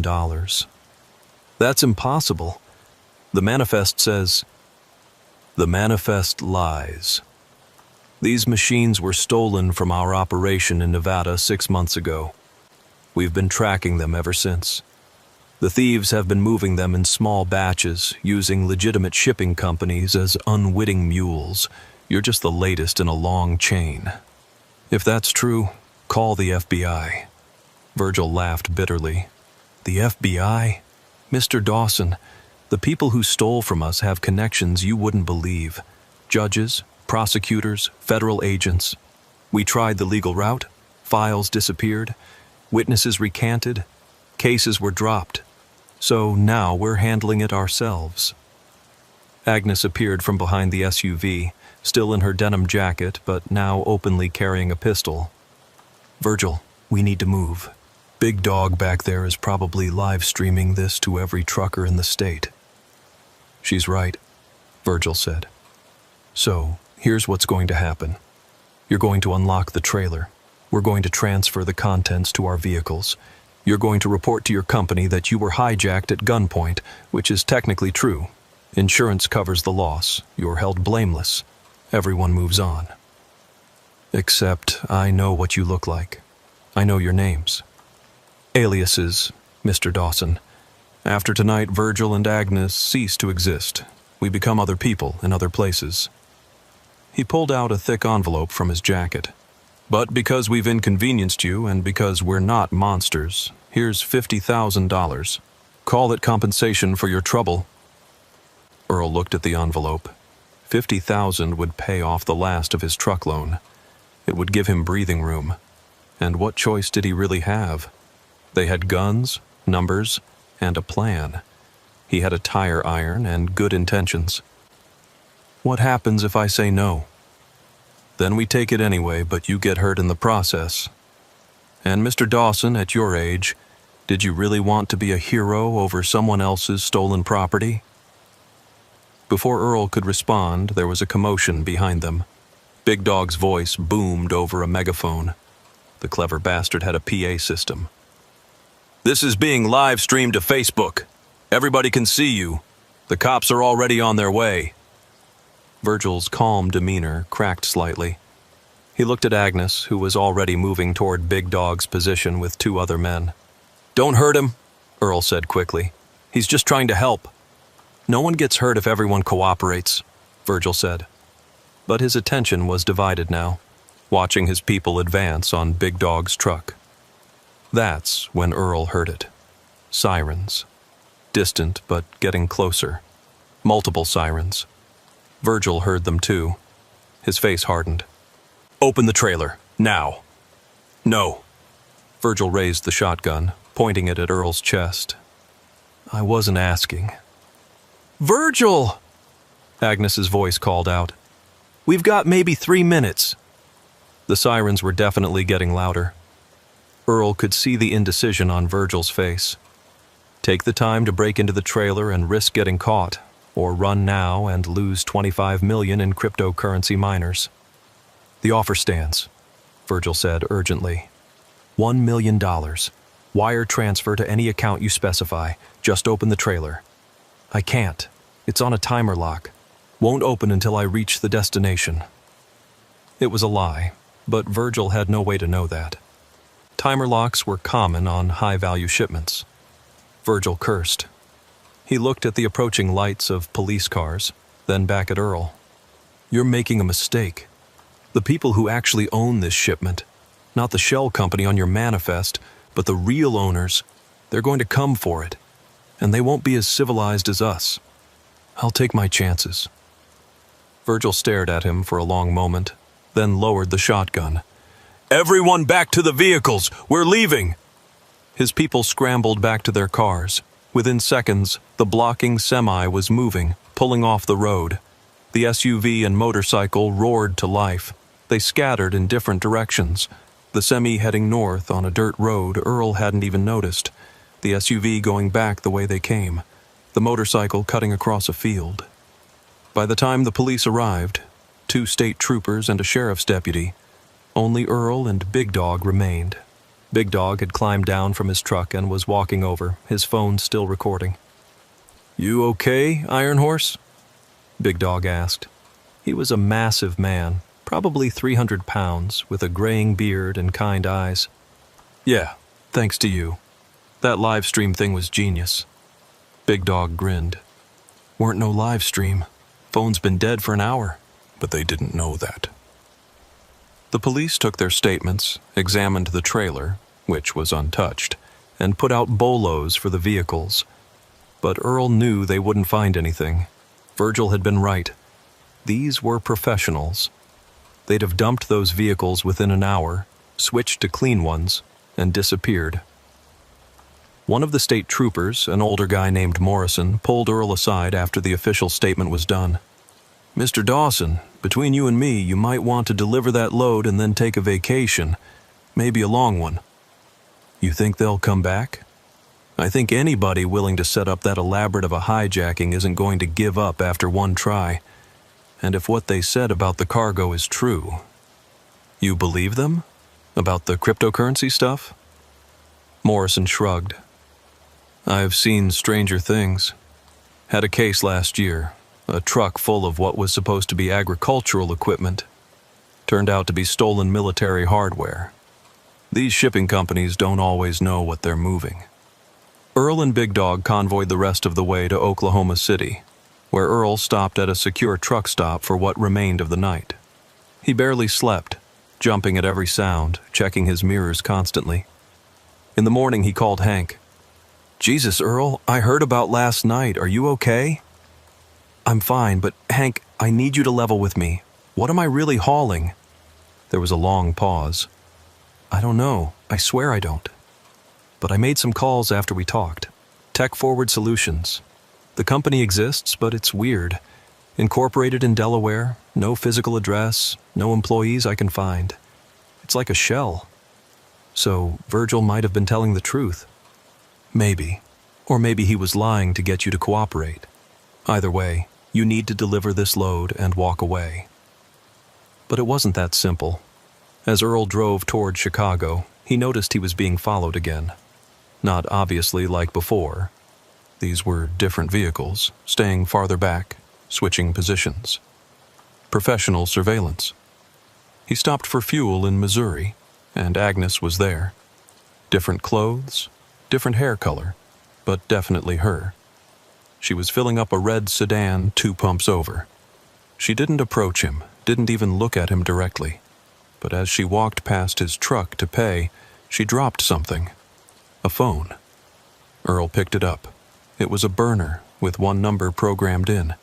He pocketed it and continued driving. That night, parked at a rest stop 50 miles outside of Chicago, the phone rang. Mr. Dawson, Virgil's voice said. I apologize for last night. Things got out of hand. What do you want? The same thing, but I want to tell you something first. The people who hired your company to move this shipment, they're not who you think they are. They're part of a larger organization. Criminals, Mr. Dawson. Real ones. The kind who traffic in more than just stolen property. And you're what? The good guys? We're the lesser evil. The cryptocurrency miners were purchased legally by our consortium.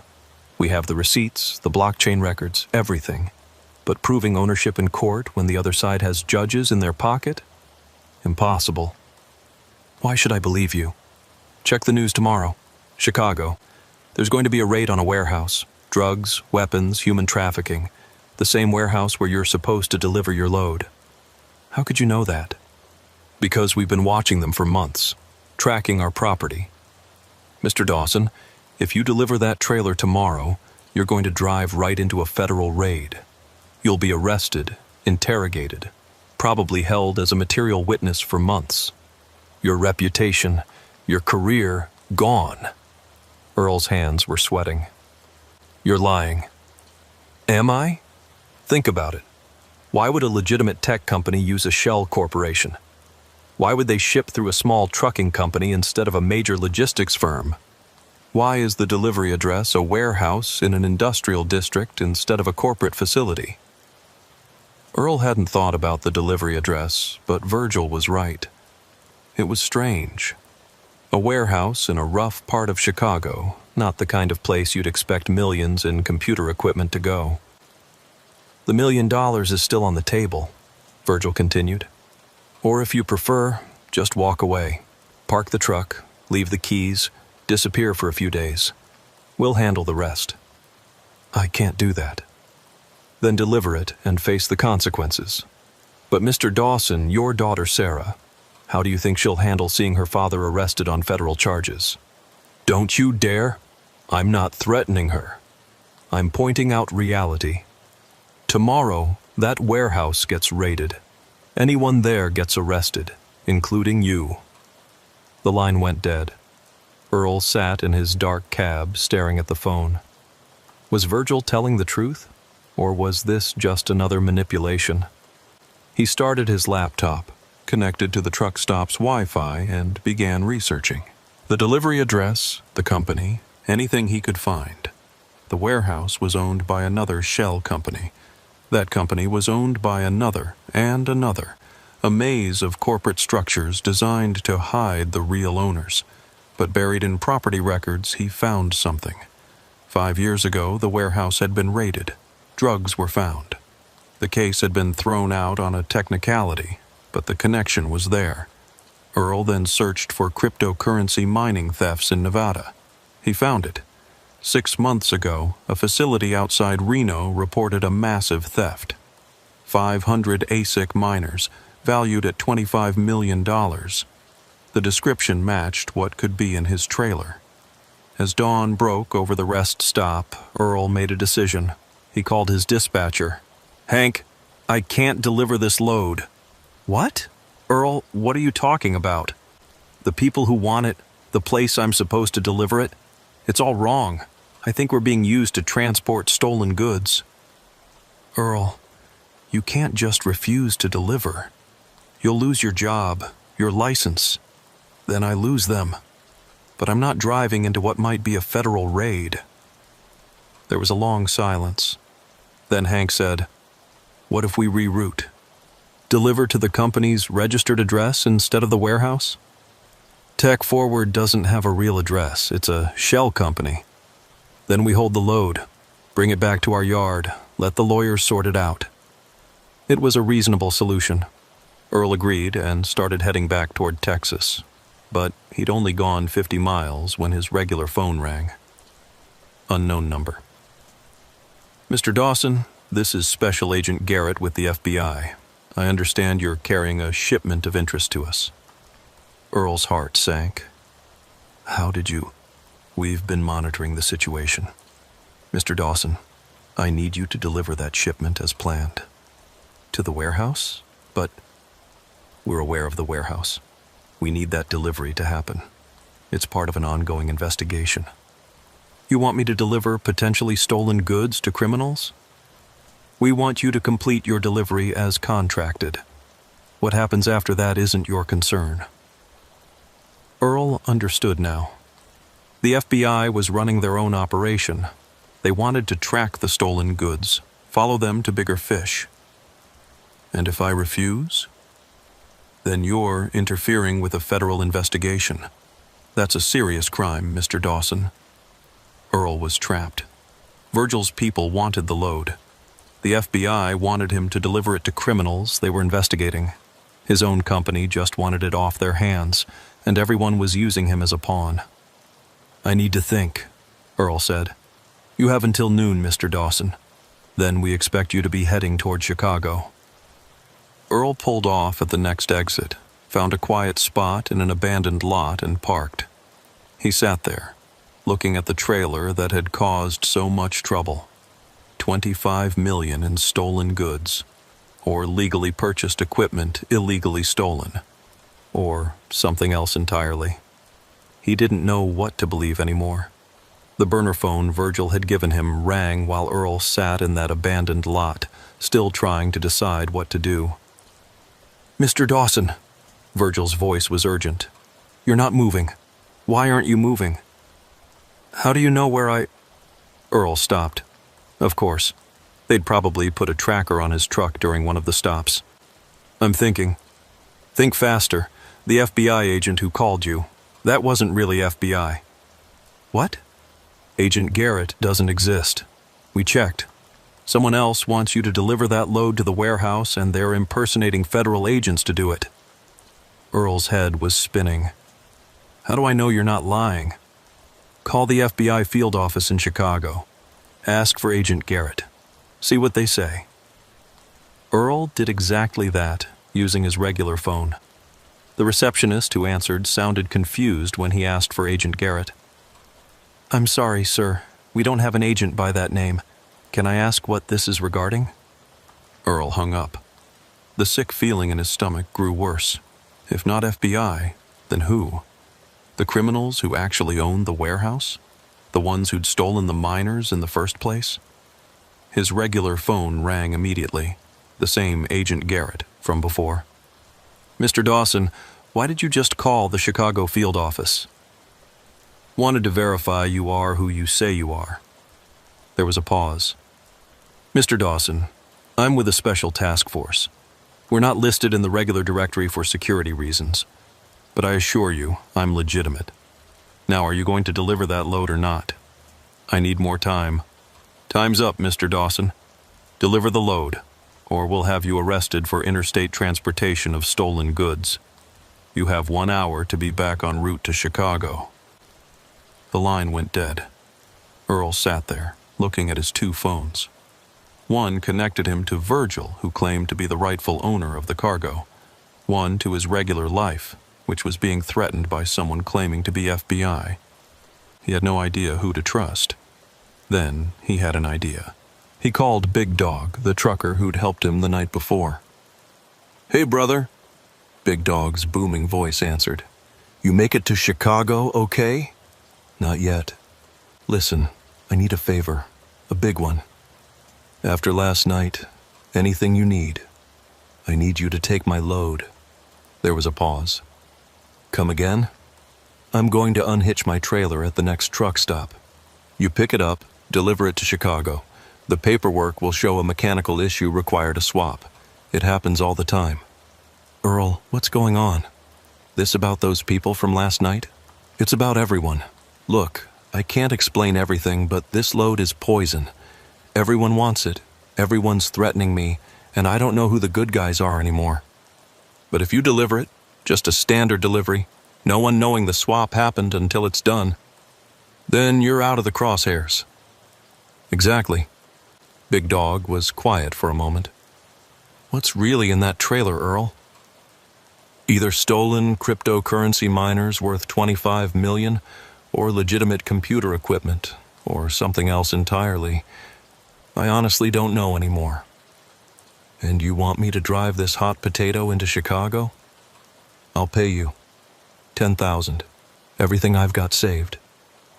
"Keep your money, brother. But if I'm doing this, we do it smart. We need a third truck, someone to take my load while I take yours. Make it look like a regular shuffle." They arranged to meet at a large truck stop near Springfield, Illinois. Earl arrived first, parking in the back of the lot where the security cameras had blind spots. He'd learned a few things about avoiding surveillance over the past few days. While he waited, both phones rang constantly. Virgil, offering more money, making more threats. Agent Garrett demanding to know why he'd stopped. Hank from dispatch asking for updates. Earl ignored them all.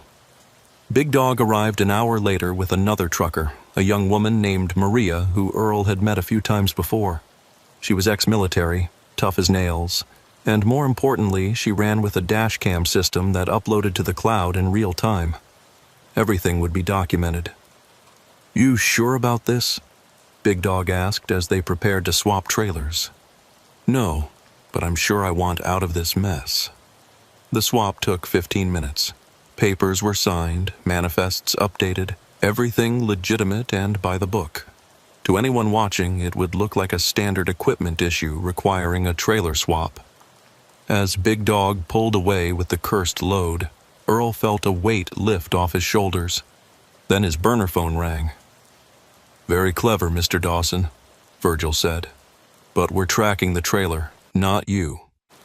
"Then follow Big Dog to Chicago. I'm done." "You're not done. You're the only one who knows the full story.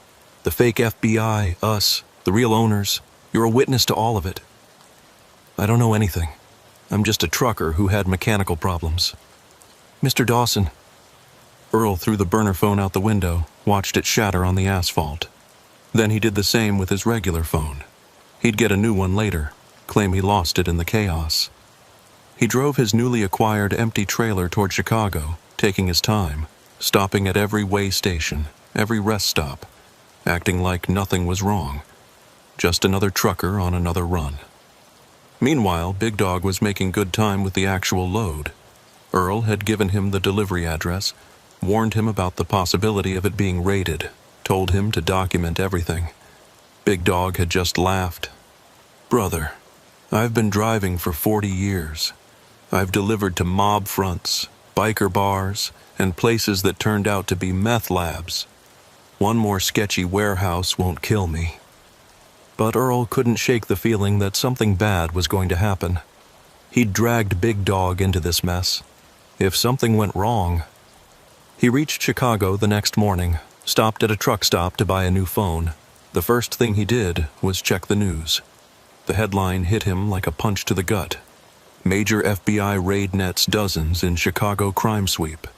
The article described a massive operation targeting multiple locations across Chicago, including a warehouse in an industrial district. The same warehouse where Big Dog was supposed to deliver the load. Earl's new phone rang. Unknown number.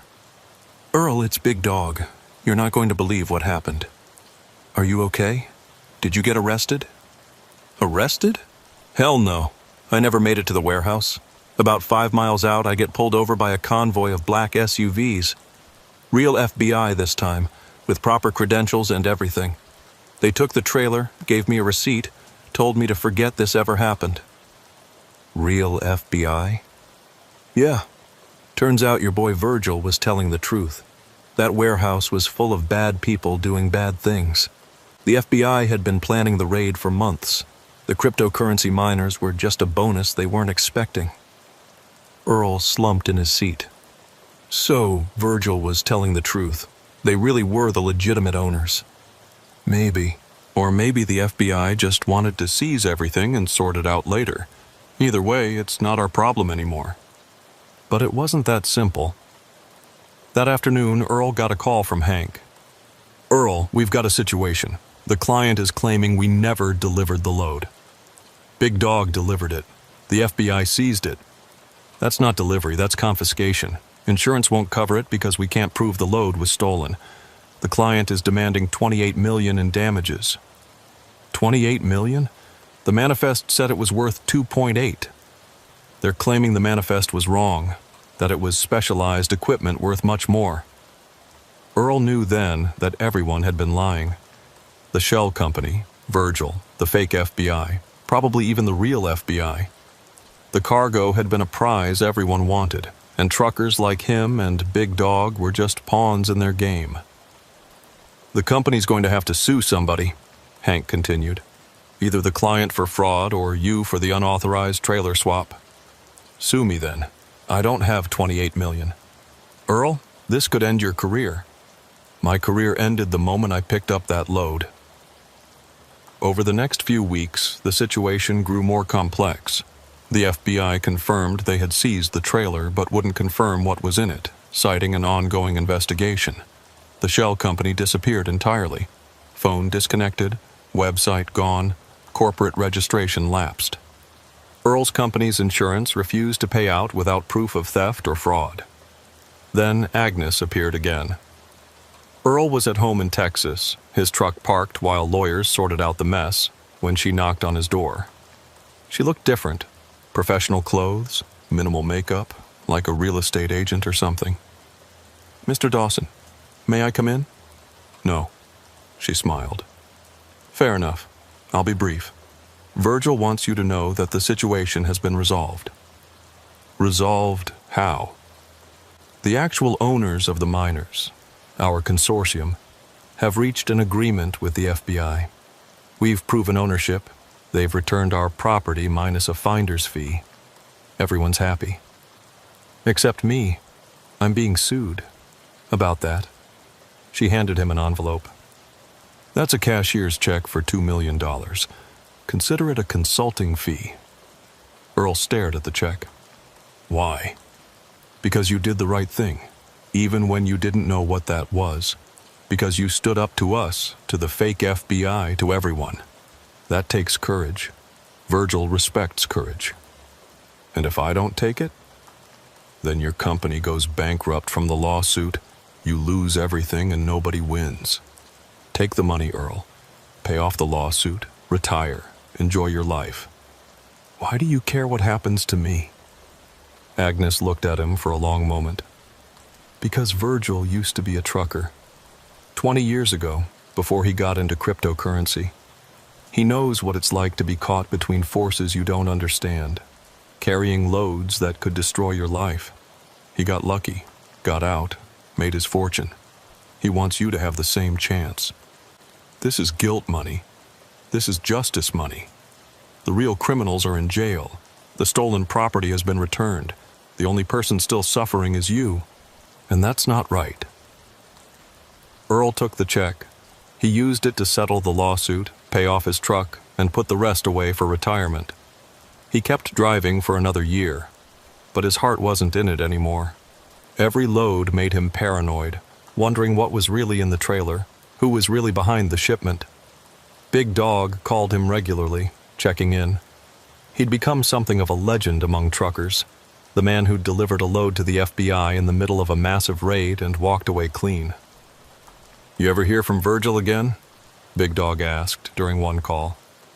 "No, Agnes neither. They vanished, like they said they would." "You think they were really the good guys?" Earl thought about it. "I think they were criminals who got robbed by worse criminals. In their world, that makes them victims. In our world, it just makes them criminals with a grievance. And us?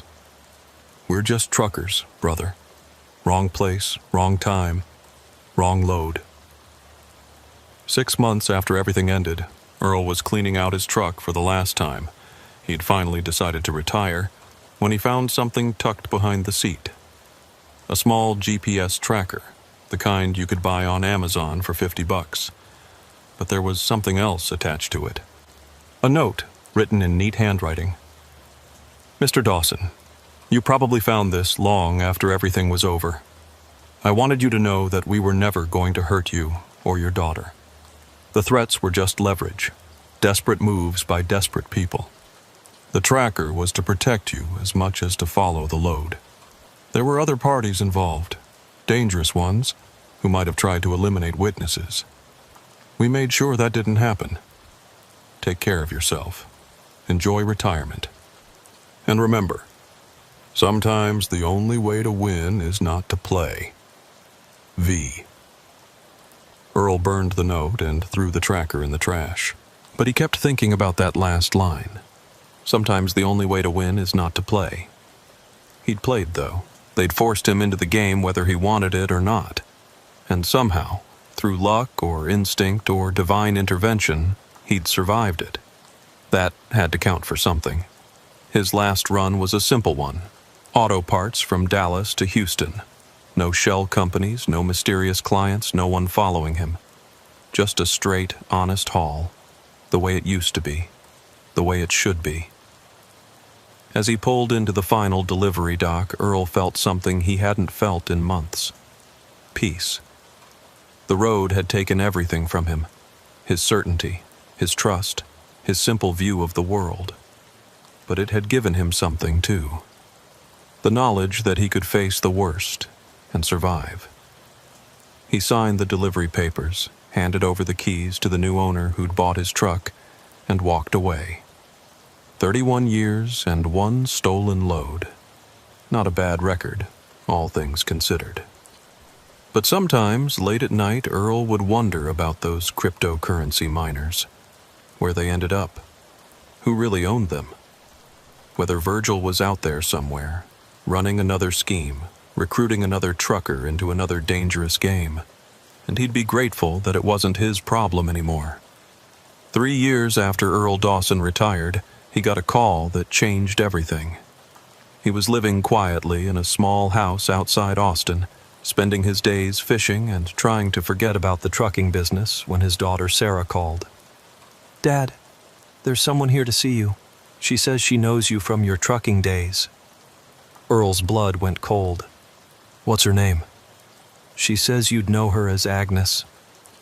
Earl hadn't touched a gun in 2 years, but he found himself reaching for the drawer where he kept his .38. "Tell her I'm not home." "Dad, she's already in the house. She said you'd say that. She also said to tell you she's not here about the load. She's here about Virgil." Against his better judgment, Earl drove the 20 minutes to Sarah's house. Agnes was sitting in the living room, looking nothing like the woman he'd met 3 years ago. Her hair was gray now, cut short. She looked tired, worn down, scared. "Hello, Earl." she said when he walked in. "I thought you disappeared. New names, new lives." "We did, but someone found us anyway." She looked at Sarah. "Could you give us a few minutes?" Sarah looked at her father, who nodded. When she left, Agnes continued. "Virgil's dead, Earl. They killed him 2 weeks ago." Earl sat down slowly. "Who's they?" "The people who originally stole the miners. The ones we took them back from. They've been hunting us ever since the FBI raid. One by one, they've found everyone who was involved." "Why are you telling me this?" "Because you're on their list too. The trucker who wouldn't play ball, who complicated their plans. They blame you as much as us for losing that shipment." Earl felt the old fear creeping back. "I'm retired. I'm nobody." "You were a witness. You can identify people, tell stories. In their world, that makes you a threat. So what am I supposed to do? Run? Hide?" Agnes pulled out a phone, showed him a photo.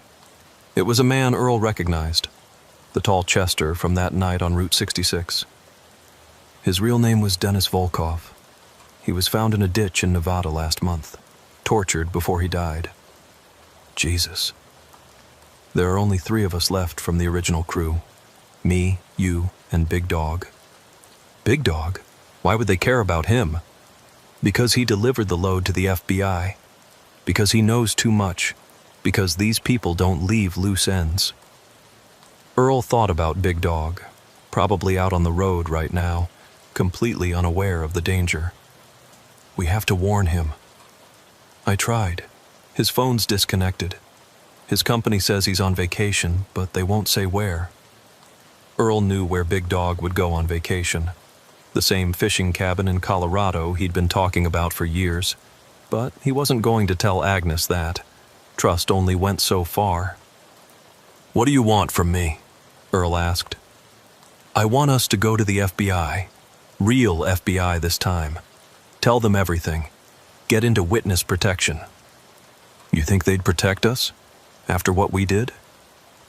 "I think they'd rather have us alive and talking than dead and silent."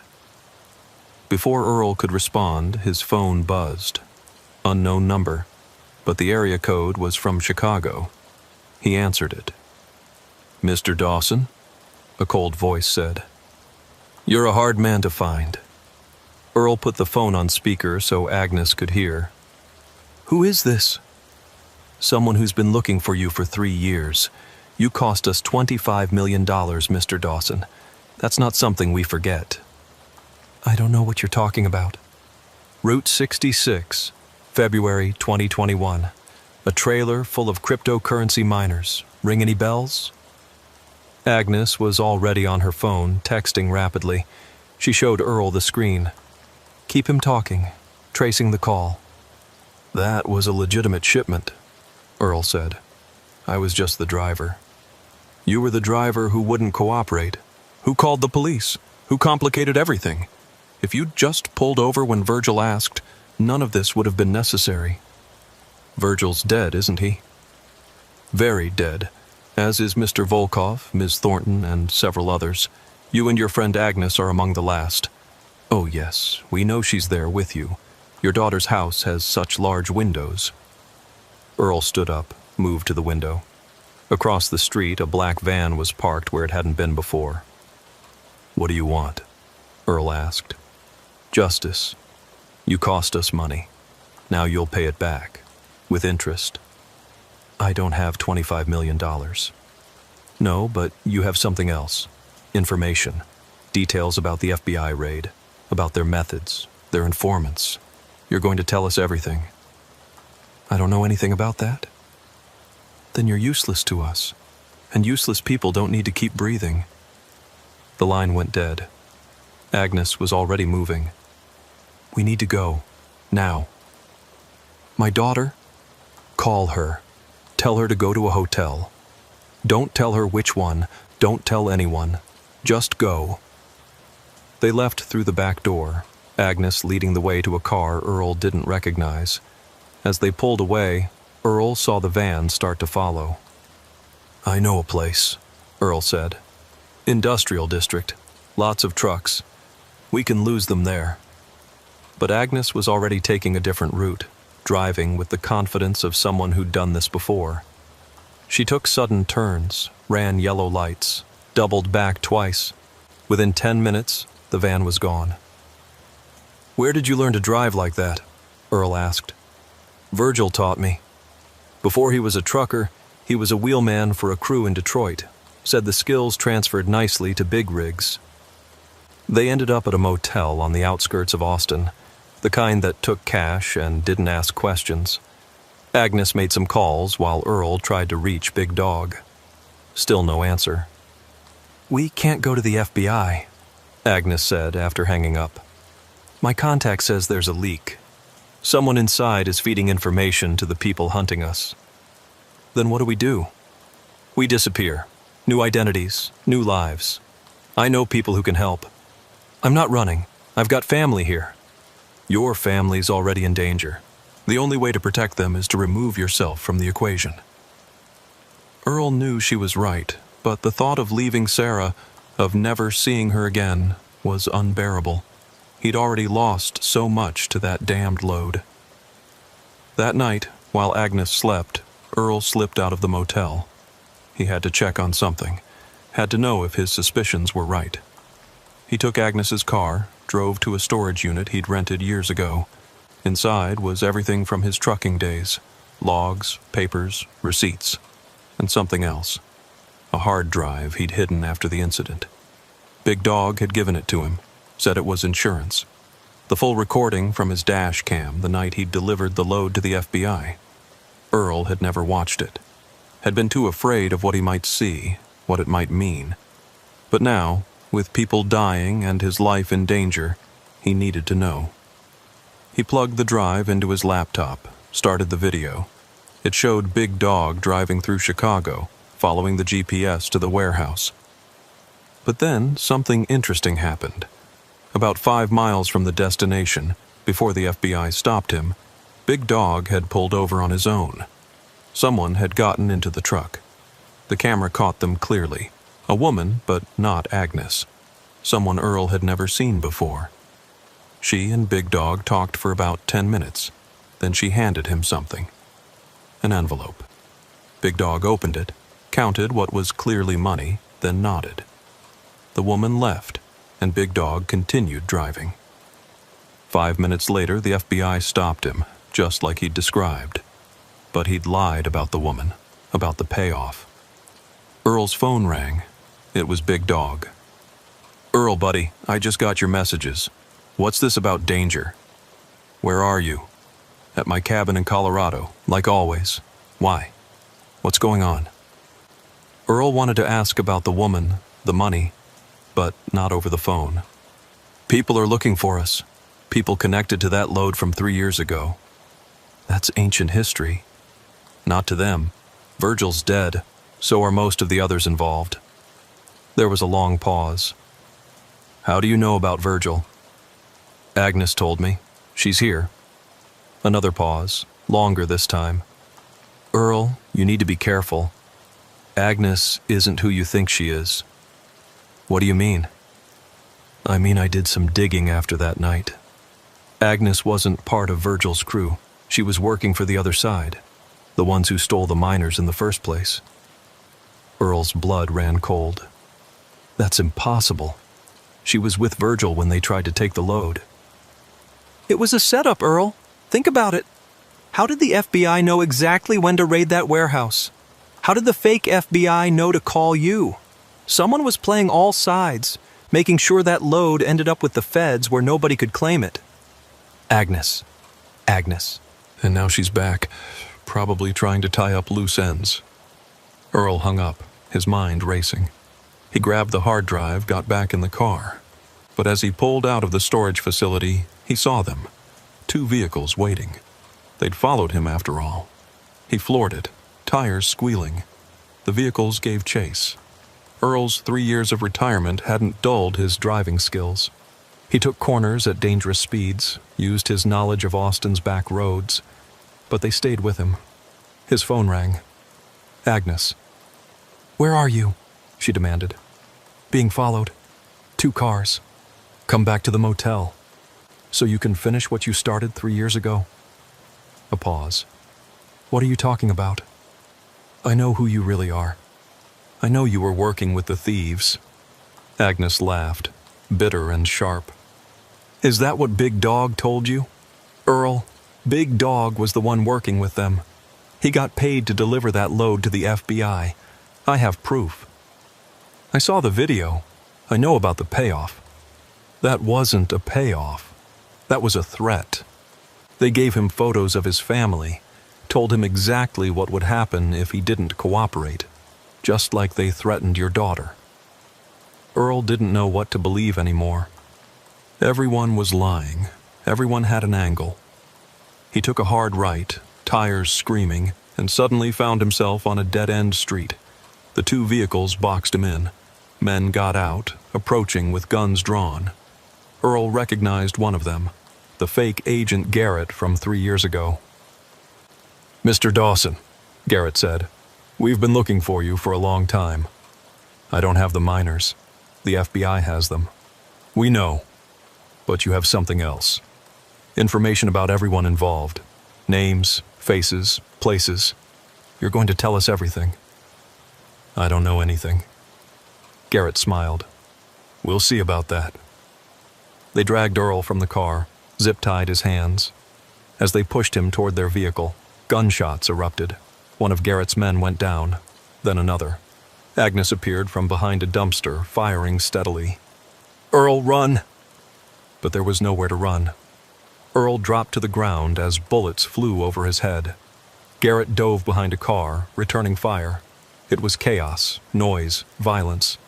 Then sirens. Multiple sirens, getting closer fast. "Cops!" one of Garrett's men shouted. "We need to go!" They retreated to their vehicles, speeding away as the first police car rounded the corner. Agnes grabbed Earl, cut his zip ties. "We need to leave. Now!" They ran, leaving the car, cutting through yards and alleys. Behind them, the police were arriving in force, setting up a perimeter. But Agnes knew the area, led them through a maze of residential streets until they emerged near a shopping center. She hot-wired a car in the parking lot, another skill Virgil had taught her, apparently, and they drove in silence for several miles. Finally, Earl spoke. "Why did you save me?" "Because, despite what you think, I'm not your enemy. I was Virgil's partner in business and in life. When they killed him, they became my enemy too."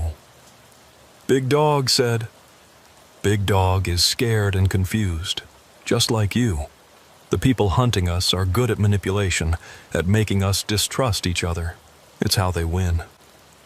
Earl thought about the video, about what he'd seen. The woman who met with Big Dog. Who was she? Agnes glanced at him. "What woman?"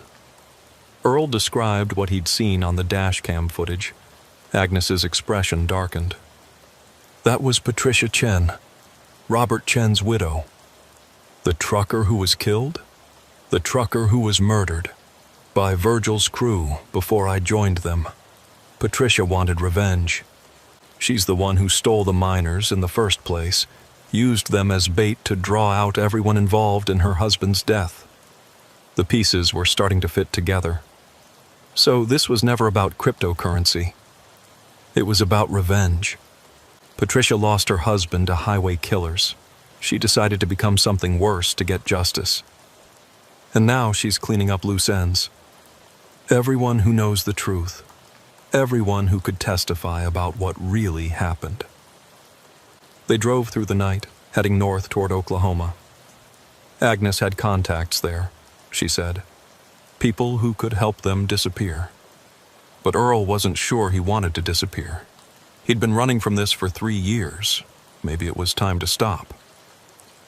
"There's another way," he said as they crossed the state line. "What do you mean?" "We give Patricia what she wants. Justice for her husband. Virgil's dead. Most of his crew is dead. What more does she want?" "The truth.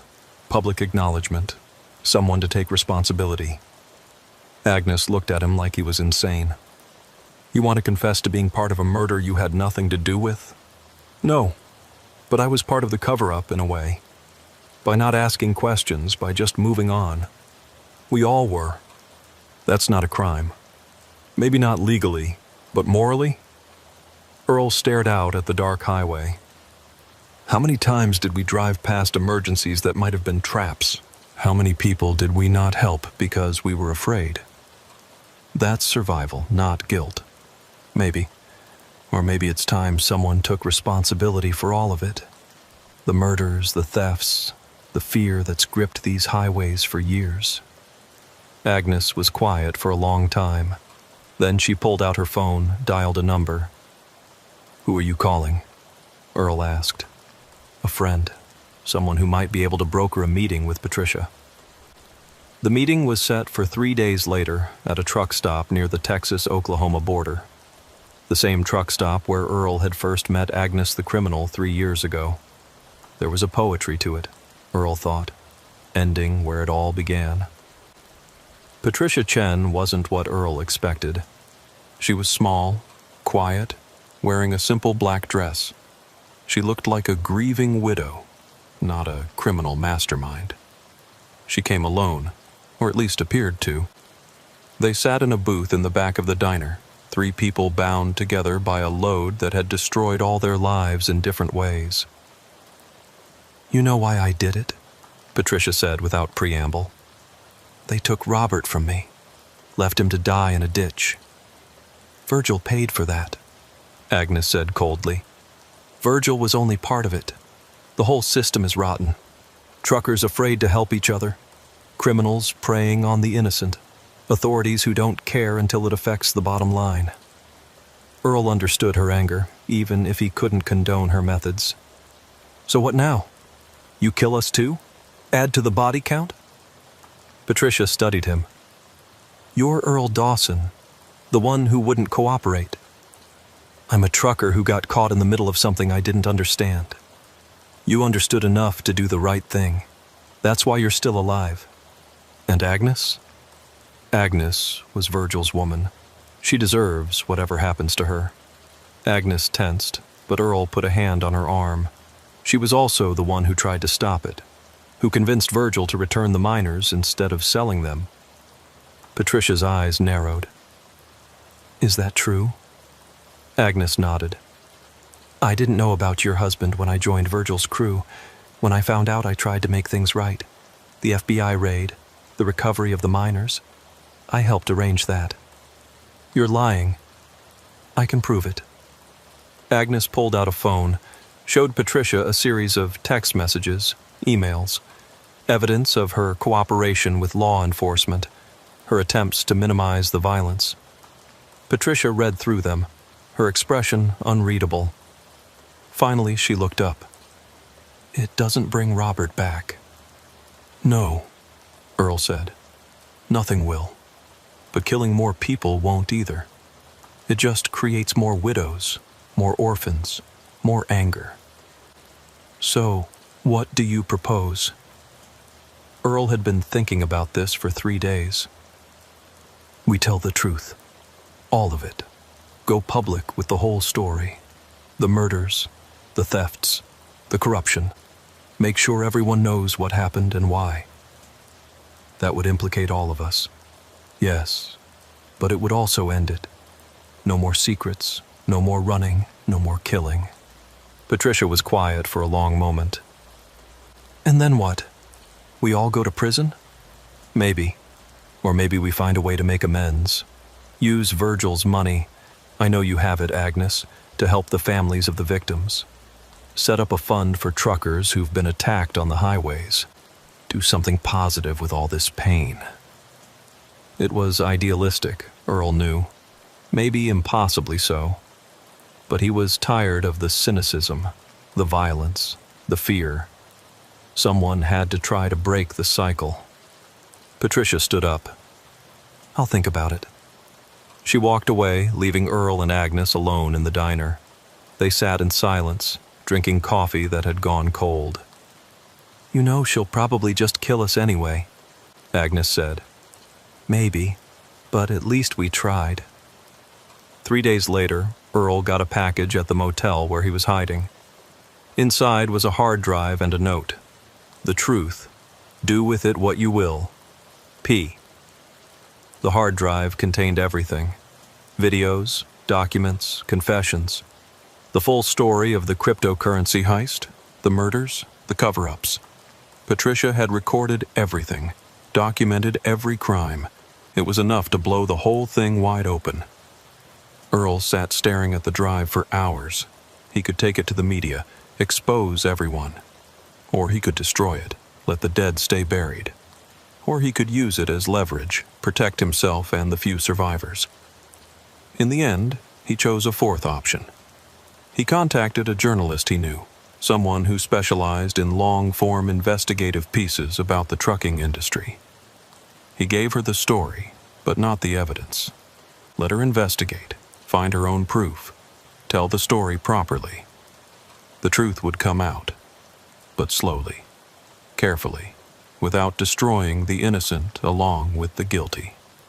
Agnes disappeared the next day. She left a note. Starting over. Don't look for me. Thank you for trying. A. Big Dog called a week later. Heard you're stirring up old trouble. Just trying to end it? You think it'll work? I think it's better than running forever. Maybe. You hear from Patricia again? No. You? No. Maybe that's for the best. Earl agreed. Some people were better as ghosts, haunting the edges of memory rather than the reality of the present. 6 months later, the story broke. Death on Route 66, the cryptocurrency heist that exposed a highway murder ring. It was picked up nationally, led to congressional hearings about trucker safety, federal investigations into corruption.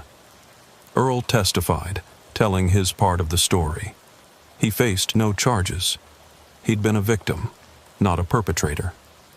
But the testimony cost him anyway. His reputation, his peace of mind, his simple view of the world. He never drove a truck again. Couldn't.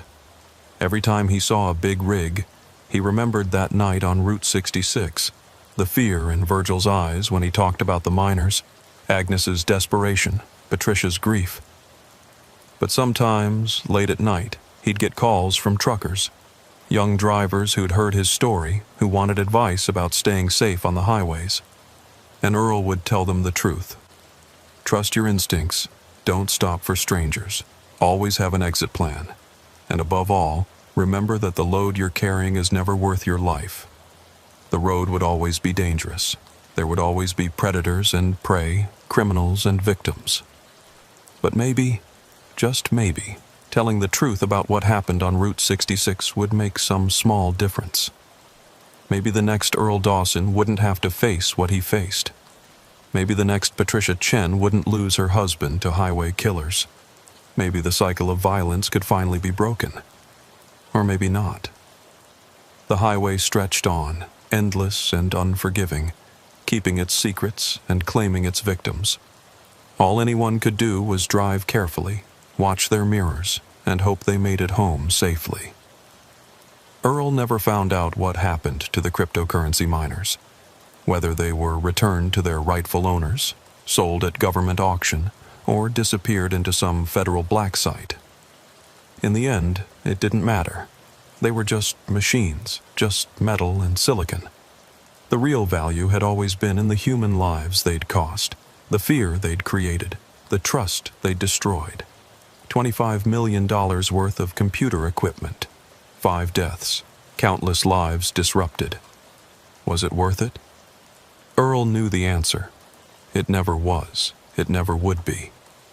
But people would keep chasing that kind of money, keep killing for it, keep dying for it. That was human nature, as unchangeable as the highway itself.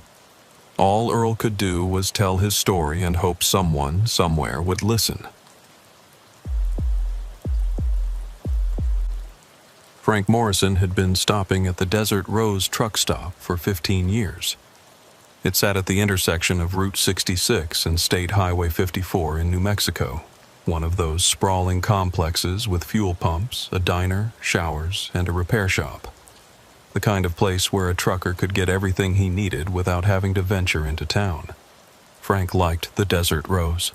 The coffee was strong, the showers were clean, and the night shift waitress, Opal, always remembered that he liked his eggs over easy with wheat toast, no butter. It was as close to a home away from home as a long-haul trucker could ask for. That changed on a humid August night when Frank pulled in around midnight, his Freightliner loaded with furniture bound for Dallas. The first thing he noticed was how empty the lot was. Usually, even at midnight, there'd be 20 or 30 trucks parked for the night. Tonight, there were maybe 5. The second thing he noticed was the man standing by the fuel pumps, not pumping gas, just standing there, watching. Frank had been driving long enough to trust his instincts, and his instincts were telling him something was off. But he needed fuel, and the next stop was 50 miles down the road. He pulled up to the pump, keeping an eye on the watching man. As soon as Frank started fueling, the man approached. He was maybe 50, wearing an expensive-looking suit that was completely out of place at a truck stop. His hair was slicked back, and he had the kind of smile that didn't reach his eyes. "Evening, driver," the man said. His voice had a strange accent, not quite Southern, not quite Midwestern. "Frank Morrison, right?" Frank's hand moved instinctively toward the cab where he kept a tire iron. "Do I know you?" "No, but I know you. You run this route twice a week, Dallas to Los Angeles and back. Been doing it for, what, 15 years? Who's asking?" The man pulled out a business card. "Eugene Caldwell. I'm what you might call the new management here at the Desert Rose." Frank looked at the card. It was professionally printed, expensive stock. "Eugene Caldwell, Regional Operations Manager." No company name, no phone number, just the title. "I wasn't aware the Desert Rose had changed hands," Frank said carefully. "Oh, it hasn't. Not officially. The Martinez family still owns it on paper, but we've entered into a partnership. We provide security and other services. They provide the location." Frank had heard about this kind of thing. Protection rackets, mob operations that muscled in on legitimate businesses, but he'd never encountered it personally, and certainly not on Route 66. "Good for you," Frank said, turning back to his fuel pump. "Now, if you'll excuse me, there's a fee," Eugene said casually, "for our services." Frank stopped. "What kind of fee?" "Think of it as insurance. You pay us, we make sure nothing happens to your truck while you're here. No slashed tires, no stolen cargo, no unfortunate accidents." "Are you threatening me?" "Threatening?" Eugene looked genuinely offended. "Mr. Morrison, I'm offering you protection. This is a dangerous world. A lot of bad things can happen to a truck sitting unattended. We're just trying to keep everyone safe." "How much?" $500 per visit. Frank almost laughed. "You're out of your mind. I stop here twice a week. That's $4,000 a month." "Then perhaps you should consider using other truck stops." "Maybe I will." Eugene's smile widened. "That's certainly your choice. But Mr. Morrison, we have partnerships with quite a few stops along Route 66. The Flying J near Amarillo, the Love's outside Flagstaff, that little independent near Needles. You might find our service fees are pretty standard across the board." Frank finished fueling, replaced the cap. "I'm not paying you a dime." "That's unfortunate," Eugene said. He pulled out a small notebook, made a note. "Room for one more in the diner if you're hungry. Opal's working tonight. She makes excellent pie." The casual mention of Opal sent a chill down Frank's spine. These people had been watching him, learning his routines. They knew about Opal. Frank climbed into his cab without another word, pulled away from the pumps. But he didn't leave immediately. Instead, he parked at the edge of the lot where he could see the diner. Through the windows, he could see Opal serving coffee to a couple of drivers.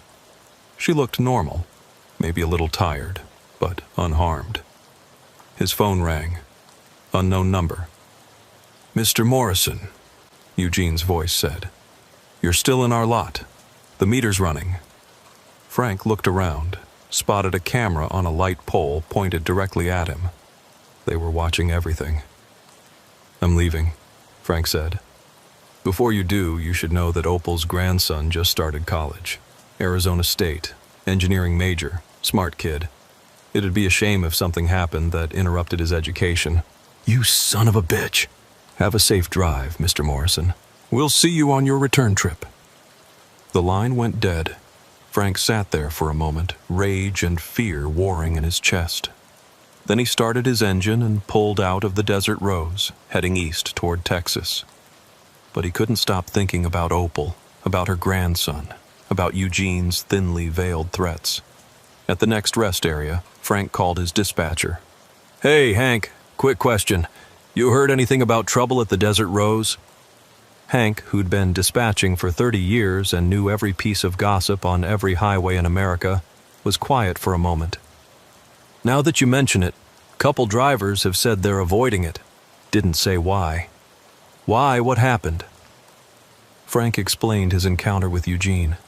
Hank whistled low. Protection racket. Haven't seen one of those in years. Thought that kind of thing died out in the 80s. Well, it's back, and they claim they've got multiple stops under their control. You believe them? I don't know, but I'm not taking chances. Can you route me around the Desert Rose from now on? I can try, but Frank, that's going to add miles, time. It'll cut into your profit.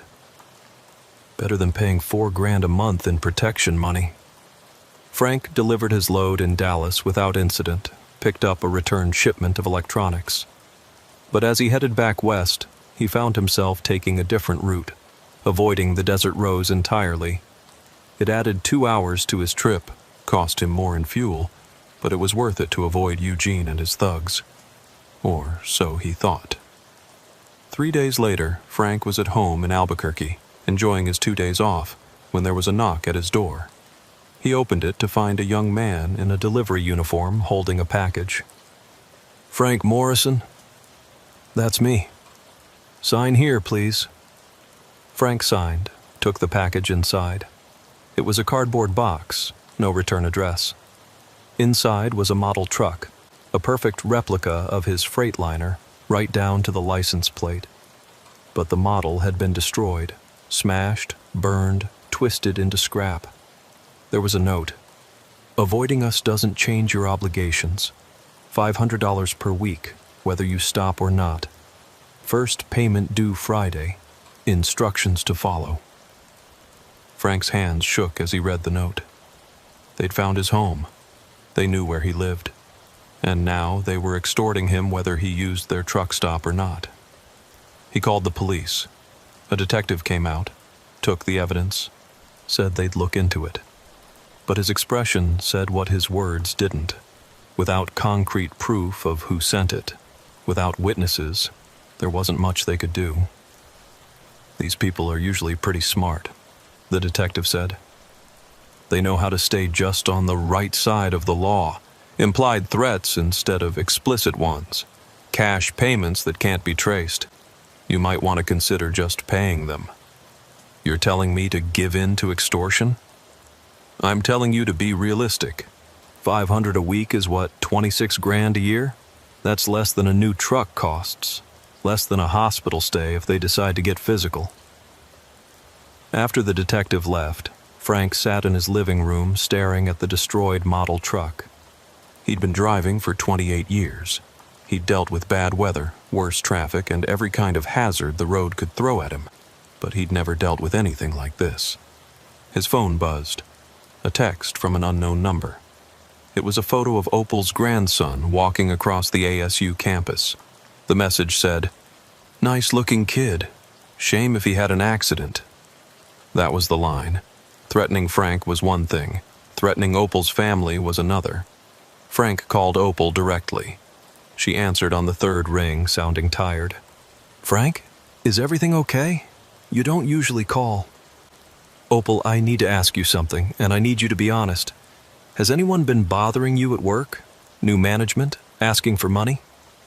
There was a long pause. When Opal spoke again, her voice was barely a whisper. "How did you know?" "They approached me too. Told me about your grandson." "Oh God. Frank, I'm so scared. They said if I didn't cooperate, if I didn't help them identify regular customers, they'd hurt Tommy."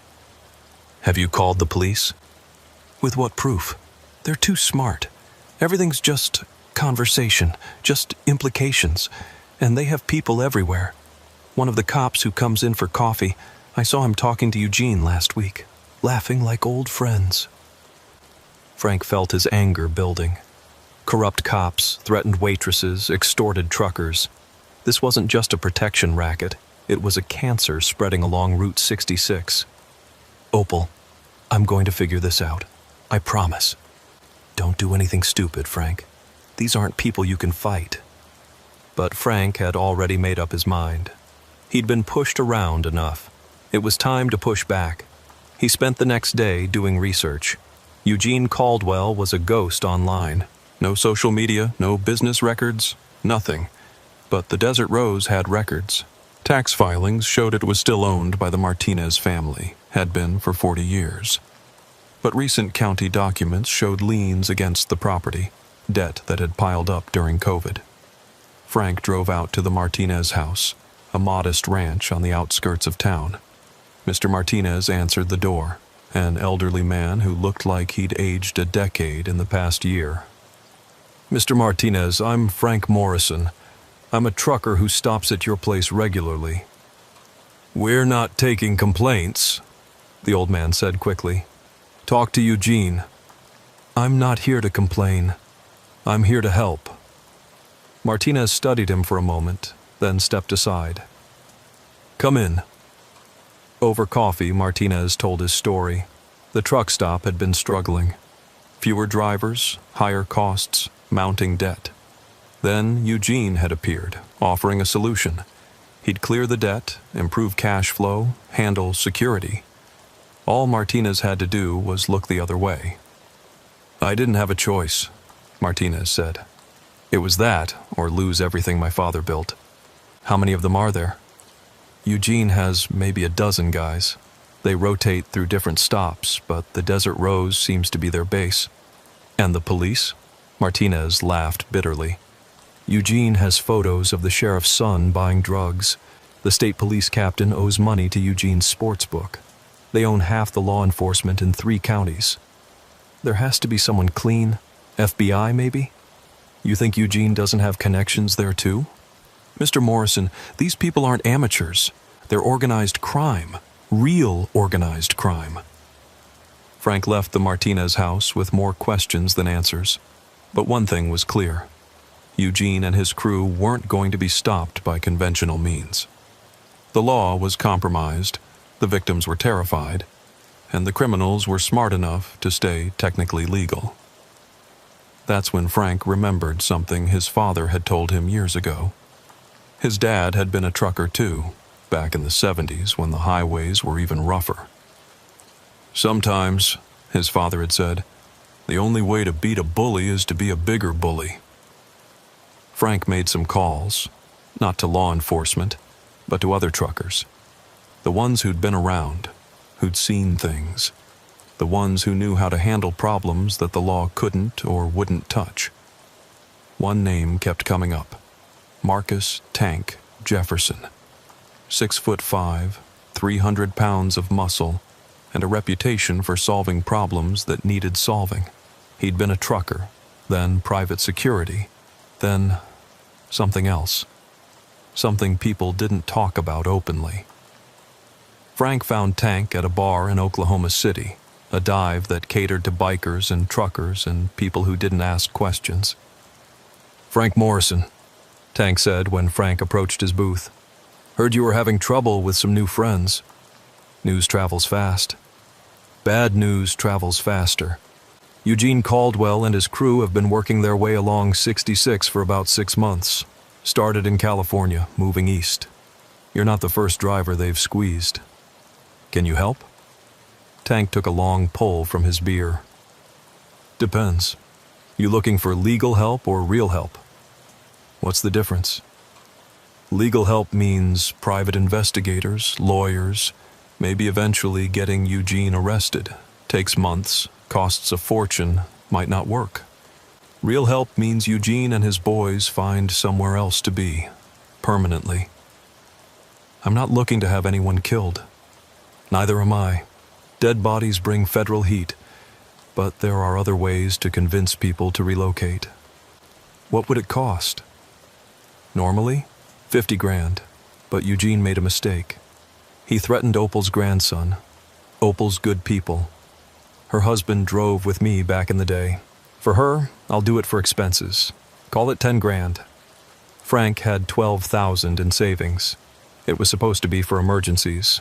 This qualified. When can you start? Already have. Eugene's staying at the Sunset Motel, room 237. 3 of his guys are with him. The rest rotate through the truck stops. They collect every Friday, deposit the cash in a storage unit before moving it to whoever's really running this operation. Eugene's not the boss? Eugene's middle management. The real boss is someone called the Judge. Nobody knows his real name, but he's supposedly connected all the way up to Chicago. Frank felt the scope of what he was dealing with expanding. This wasn't just about the Desert Rose or even Route 66. This was organized crime on a level he'd only seen in movies. Tank's first move wasn't what Frank expected. Instead of confronting Eugene directly, Tank started gathering intelligence. He spent 3 days at the Desert Rose, just another trucker passing through, watching everything. Frank, meanwhile, received his payment instructions. A drop location at an abandoned gas station 10 miles from the Desert Rose, $500 in small bills, placed in a paper bag behind a dumpster, like something out of a bad movie. Frank didn't make the drop. Instead, he parked across the road with binoculars, watching. At exactly noon, a young man, maybe 25, pulled up in a beat-up Honda. He retrieved the bag that wasn't there, looked confused, made a phone call. 10 minutes later, Eugene himself arrived in a black Cadillac. Frank's phone rang. "Mr. Morrison." Eugene's voice was cold. "You seem to have forgotten something." "I haven't forgotten anything. I'm just not paying." "That's a mistake. A serious mistake." "Maybe, but it's my mistake to make. Your truck is currently parked at your home in Albuquerque. Blue Freightliner, license plate XRM 4521. Be a shame if something happened to it while you're away." Frank's blood ran cold. He was 200 miles from home. If they torched his truck, he'd lose everything. "Additionally," Eugene continued, "Opal's grandson has a chemistry exam tomorrow. Room 205, Hayden Hall. Accidents happen in chemistry labs all the time. You touch that kid? Then pay what you owe. With interest now. $1,000. Same location tomorrow, same time." The line went dead. Frank immediately called Tank. "They're threatening to destroy my truck and hurt Opal's grandson." "Your truck's fine," Tank said calmly. "I've got a friend watching it. As for the kid, I've already got someone at ASU keeping an eye on him. Eugene's making threats he can't follow through on." "How do you know?" "Because I've been tracking his people. He's got 12 guys total, but only 4 are actually dangerous. The rest are just local thugs he hired for show. Right now, 2 of his real muscle are in Flagstaff. One's in Amarillo, and one's with him. He's spread thin." "So what do we do?" "We use that against him. But first, I need you to do something that's going to seem crazy." "What?" "Make the payment tomorrow." "Are you insane?" "Trust me. Make the payment, but mark the bills. I need to know where that money goes." Frank didn't like it, but he trusted Tank. The next day, he withdrew $1,000, carefully marking each bill with a tiny dot of UV reactive ink that Tank had given him. He made the drop, watched the same young man pick it up. Tank followed the money. It went first to the storage unit Eugene had mentioned, then to a warehouse on the outskirts of Albuquerque. Tank surveilled the warehouse for 2 days, documenting everyone who came and went. "It's a counting house," Tank told Frank. "They're running protection rackets at 8 truck stops along Route 66, probably pulling in 50 grand a week. 50 grand a week. Conservative estimate. But here's the interesting part. Eugene's not depositing all of it. He's skimming. Skimming from organized crime? That's suicide. It is if they find out. Which gives us leverage. Tank's plan was elegant in its simplicity. They wouldn't fight Eugene. They'd let his own organization do it for them. It started with an anonymous package sent to the Sunset Motel, addressed to Eugene. Inside were photos. Eugene at the counting house, Eugene at his private safety deposit box, Eugene depositing money that should have gone to his bosses. The note was simple. The judge knows. The effect was immediate. Eugene panicked. He called all his guys back to the Desert Rose, fortifying his position. But that left the other truck stops unprotected, and drivers started noticing. Word spread on the CB channels. The protection racket at the Flying J was gone. Love's was clear. The independent near Needles was safe again. Eugene tried to maintain control at the Desert Rose, but fear made him sloppy. He started accusing his own men of being rats, created paranoia in his ranks. 2 of his guys quit, disappeared in the night. That's when Tank made his second move. Frank was at the Desert Rose, having dinner in the diner, when Eugene stormed in with 2 of his remaining thugs. Eugene's face was haggard, his expensive suit wrinkled. He hadn't slept in days. "You," he said, pointing at Frank. "You did this." "Did what?" Frank asked innocently.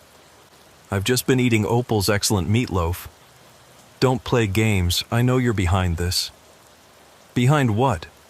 "You seem upset, Eugene. Problems at work?"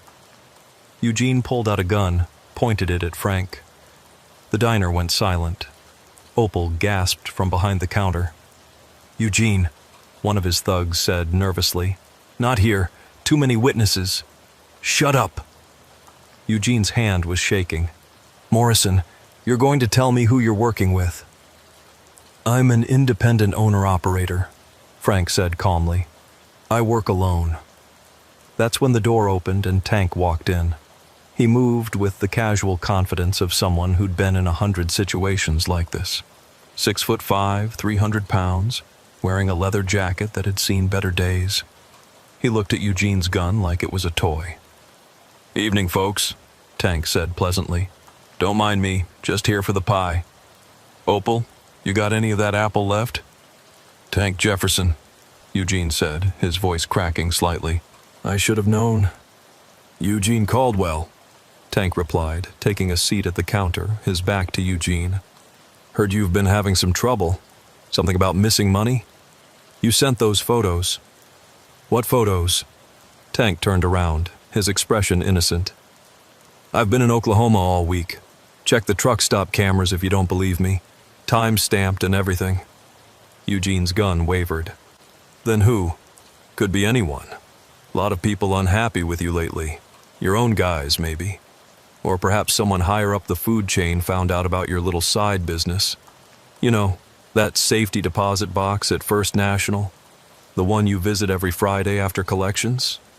Eugene went pale. "How do you—" "I don't know anything, but somebody does. Somebody who's probably already reported to the judge." Eugene's phone rang. He looked at it like it was a snake. It rang again.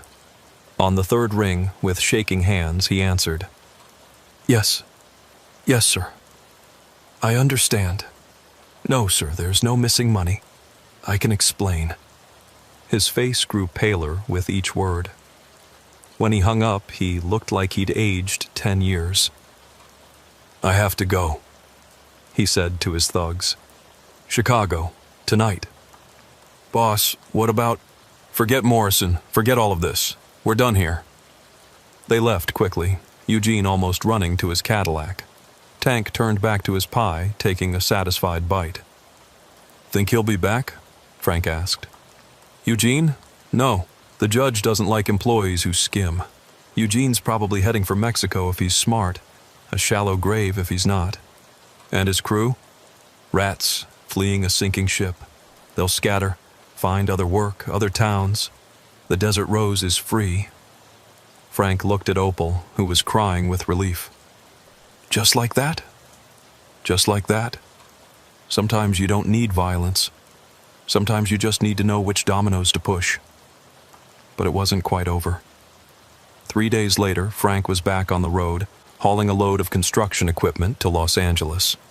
He'd stopped at the Desert Rose, now back to normal, full of truckers, and was heading west when he noticed the tail. A black SUV, staying exactly 3 cars behind him. Professional surveillance. Frank called Tank. "I've got company." "The judge's people," Tank said. "They're checking to see if you were involved in Eugene's skimming." "Was I?" "Of course not. You're just a trucker who refused to pay protection. That's not a crime in their world. It's expected. So why follow me?"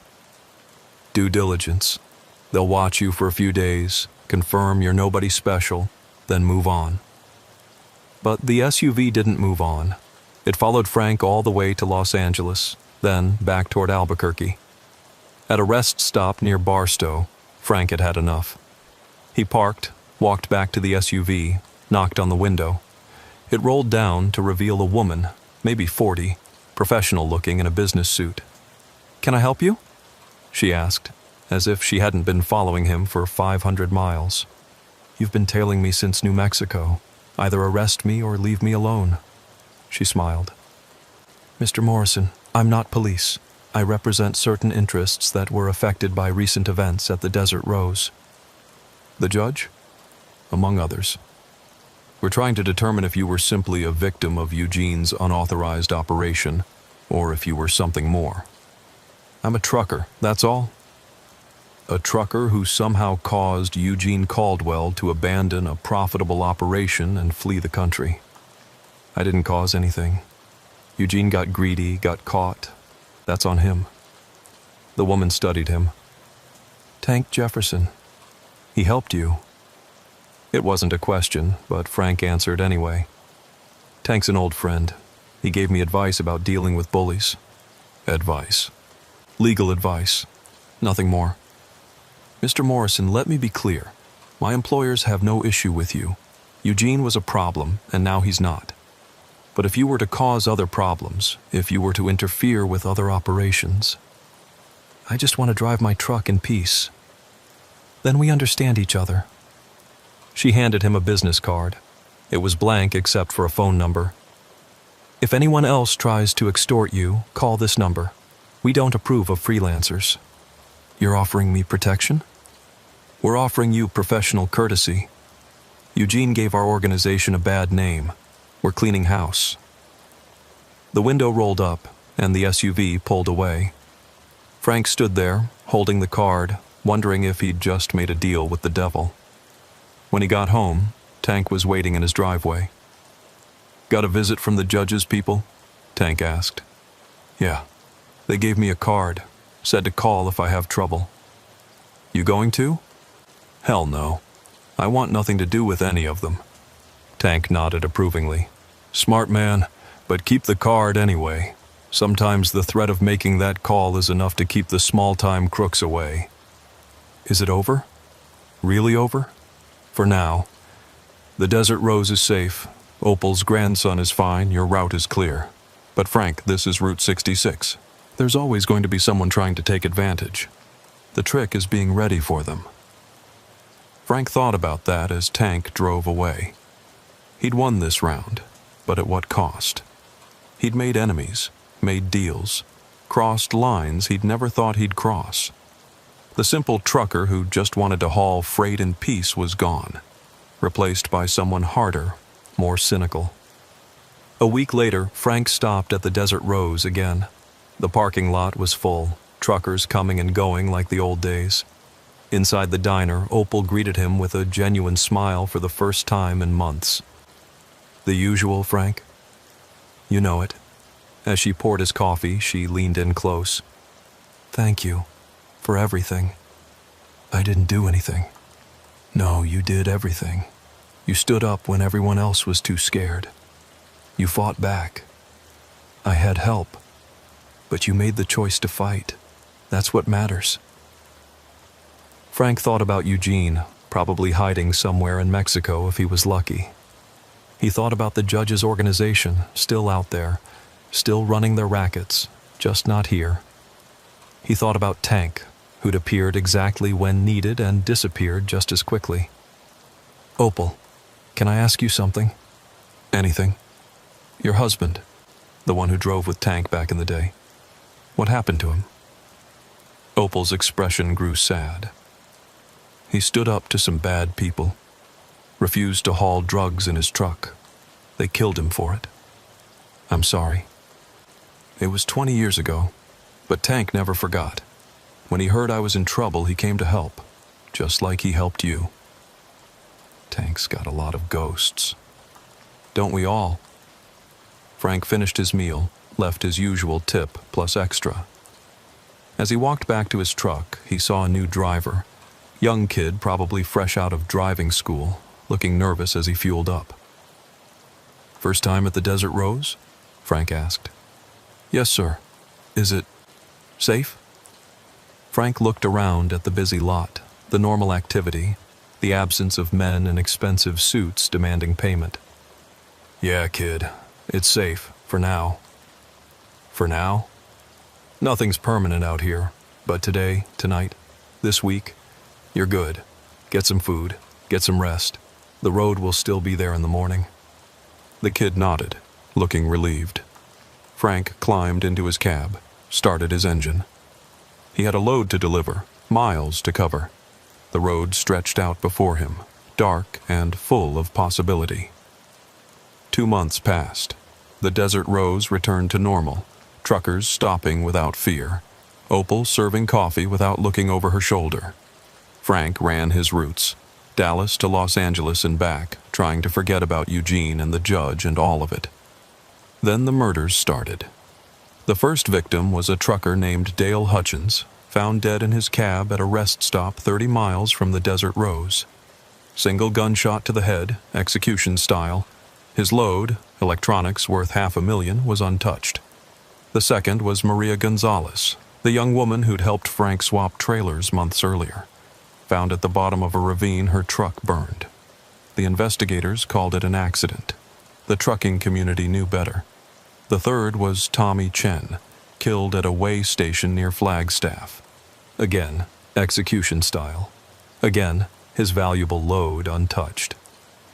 Frank got the call from Tank while he was in Los Angeles. "You seeing the pattern?" Tank asked. "They're all people who stood up to Eugene's racket. People who refused to pay. Which means you're on the list." "Why now? Why wait 2 months?" "Because the judge's organization just got taken over. New management. And the new boss wants to send a message. Nobody defies them and lives." Frank felt the old fear creeping back. Who's the new boss? Nobody knows. But whoever it is, they're cleaning the slate. Everyone who embarrassed the organization, everyone who cost them money. You're probably next. So what do I do? Run? Hide? Neither. Running makes you look guilty. Hiding just delays the inevitable. No, you need to make yourself too valuable to kill. How? I'm working on that. In the meantime, vary your routes. Don't stop at the same places. And Frank? Carry a gun. Frank already was. A 357 Smith & Wesson, loaded and within reach at all times. But a gun hadn't helped Dale or Maria or Tommy. 3 nights later, Frank was approaching the Desert Rose when he saw the roadblock. 2 semi-trucks parked across the highway, no lights, nearly invisible in the darkness. He slammed on the brakes, jackknifed slightly, came to a stop 50 feet from the blockade. Men emerged from the darkness. 4 of them, all armed. One stepped forward, and Frank recognized him. One of Eugene's former thugs, a man called Dwight. "Mr. Morrison," Dwight called out. "Please step out of the vehicle." Frank's hand went to his gun, but he knew it was useless. 4 against 1, and they had the drop on him. He climbed down from the cab, hands visible but ready to move if he got the chance. "Dwight," Frank said, "thought you disappeared with Eugene." "Eugene's dead," Dwight said matter-of-factly. Found him in a motel in Juarez. Took them 3 days to identify the body, he was so cut up. And you're what, back in business? Under new management. The judge is gone too. Heart attack, they say, though I heard it was poison. New boss wants things run differently. Let me guess. Starting with killing everyone who stood up to Eugene. You were given multiple chances to pay. You refused. Actions have consequences. So you're just going to shoot me here on the highway? No. You're going to have an accident. Fell asleep at the wheel, ran off the road. Tragic, but common. Happens all the time on these long hauls. They were going to stage his death, make it look natural. No investigation, no questions. Just another trucker who pushed too hard for too long. Before you do this, Frank said, can I ask who ordered it? Who's the new boss? Dwight smiled. You already know her. Her. Frank's mind raced. Then it clicked, and his blood went cold. The professional woman in the black SUV, the one who'd given him the business card, offered him professional courtesy. She hadn't been representing the judge. She'd been positioning herself to take over. She played everyone, Frank said. Eugene, the judge, me. Brilliant, isn't it? Let Eugene's incompetence expose the weak points in the organization. Let you and Tank clean up the mess. Then step in when everyone's guard is down. And now she's cleaning house. Nothing personal, Morrison, just business. That's when the shooting started. But not at Frank. The men around Dwight started dropping, muzzle flashes lighting up the darkness from multiple directions. Dwight spun around, confused, then took a bullet in the shoulder that knocked him to the ground. Within seconds, it was over. All 4 men were down, dead or dying. Frank stood there, stunned, as figures emerged from the darkness. It was Tank, along with 3 other men Frank didn't recognize, all armed, all wearing tactical gear. You okay? Tank asked. Yeah. How did you? Been following you for 2 days. Figured they'd make their move soon. Who are these guys? Friends. Other truckers who've had enough of this shit. We formed a kind of mutual protection society. One of the men was checking the bodies. Dwight's still alive. Tank walked over to where Dwight was lying, bleeding from his shoulder. Hello, Dwight. Remember me? Tank, Dwight gasped. You don't know who you're messing with. She'll kill you all. She can try. But first you're going to deliver a message. Tank hauled Dwight to his feet, walked him to one of the blocked semis. He zip-tied Dwight to the steering wheel, then pulled out Dwight's phone. Call her, Tank ordered. I can't. Tank pressed his gun against Dwight's knee. Call her, or you'll never walk again. Dwight, crying now, dialed a number. Tank put it on speaker. Is it done? The woman's voice, calm and professional. It's not Dwight, Tank said. This is Tank Jefferson. Morrison's under my protection, along with every other trucker on Route 66. Your killing spree ends now. A pause. Mr. Jefferson, I've heard about you. Ex-military, ex-cop, a lot of things. You think you can protect every trucker on this highway? I don't have to. I just have to make it more expensive for you to kill them than to leave them alone. You killed 4 of my men. And I'll kill 40 more if I have to. But here's the thing. You're a businesswoman. This isn't about revenge for you. It's about power. Money. Control. Dead truckers don't pay protection. Scared truckers do. But truckers who fight back, they're bad for business. What are you proposing? A truce. You leave the independents alone. No more protection rackets at truck stops. No more murders. In exchange, we don't burn your entire operation to the ground. You're bluffing. You don't have that kind of power. Don't I? I've got 30 ex-military truckers ready to move. We know where your counting houses are, where you store your product, where your people sleep. One word from me, and your entire Route 66 operation disappears in flames. Another pause, longer this time. I'll consider it, but Frank Morrison is off limits. Forever. Him, Opal, every trucker who stood up to Eugene. They're under protection. That's a lot of protection for one man to guarantee. Good thing I'm not just one man. The line went dead. Tank cut Dwight loose, let him slump to the ground. You're going to live, Dwight, but you're done on Route 66. I see you again. You won't get another warning. Dwight nodded frantically, clutching his wounded shoulder. Tank's men moved the blocking trucks, clearing the highway. As they worked, Tank explained the situation to Frank. After the murder started, I made some calls. Turns out a lot of us old-timers are tired of being victims, so we organized. Nothing official, nothing that could be prosecuted as a conspiracy. Just truckers looking out for truckers. Like a union? Like a militia. We can't stop all the crime, but we can make it costly. That woman, whoever she is, she's smart. She'll do the math, realize it's not worth the fight. And if she doesn't, then things get ugly. But I don't think it'll come to that. She's a businesswoman, not a warlord. She'll adapt, find other revenue streams. They drove in convoy to the Desert Rose, where Opal had coffee waiting despite it being 3 in the morning. Word had already spread on the CB channels. There had been a confrontation. Tank's people had won. The truckers were fighting back. As the sun rose over the desert, Frank sat in his usual booth, exhausted but alive.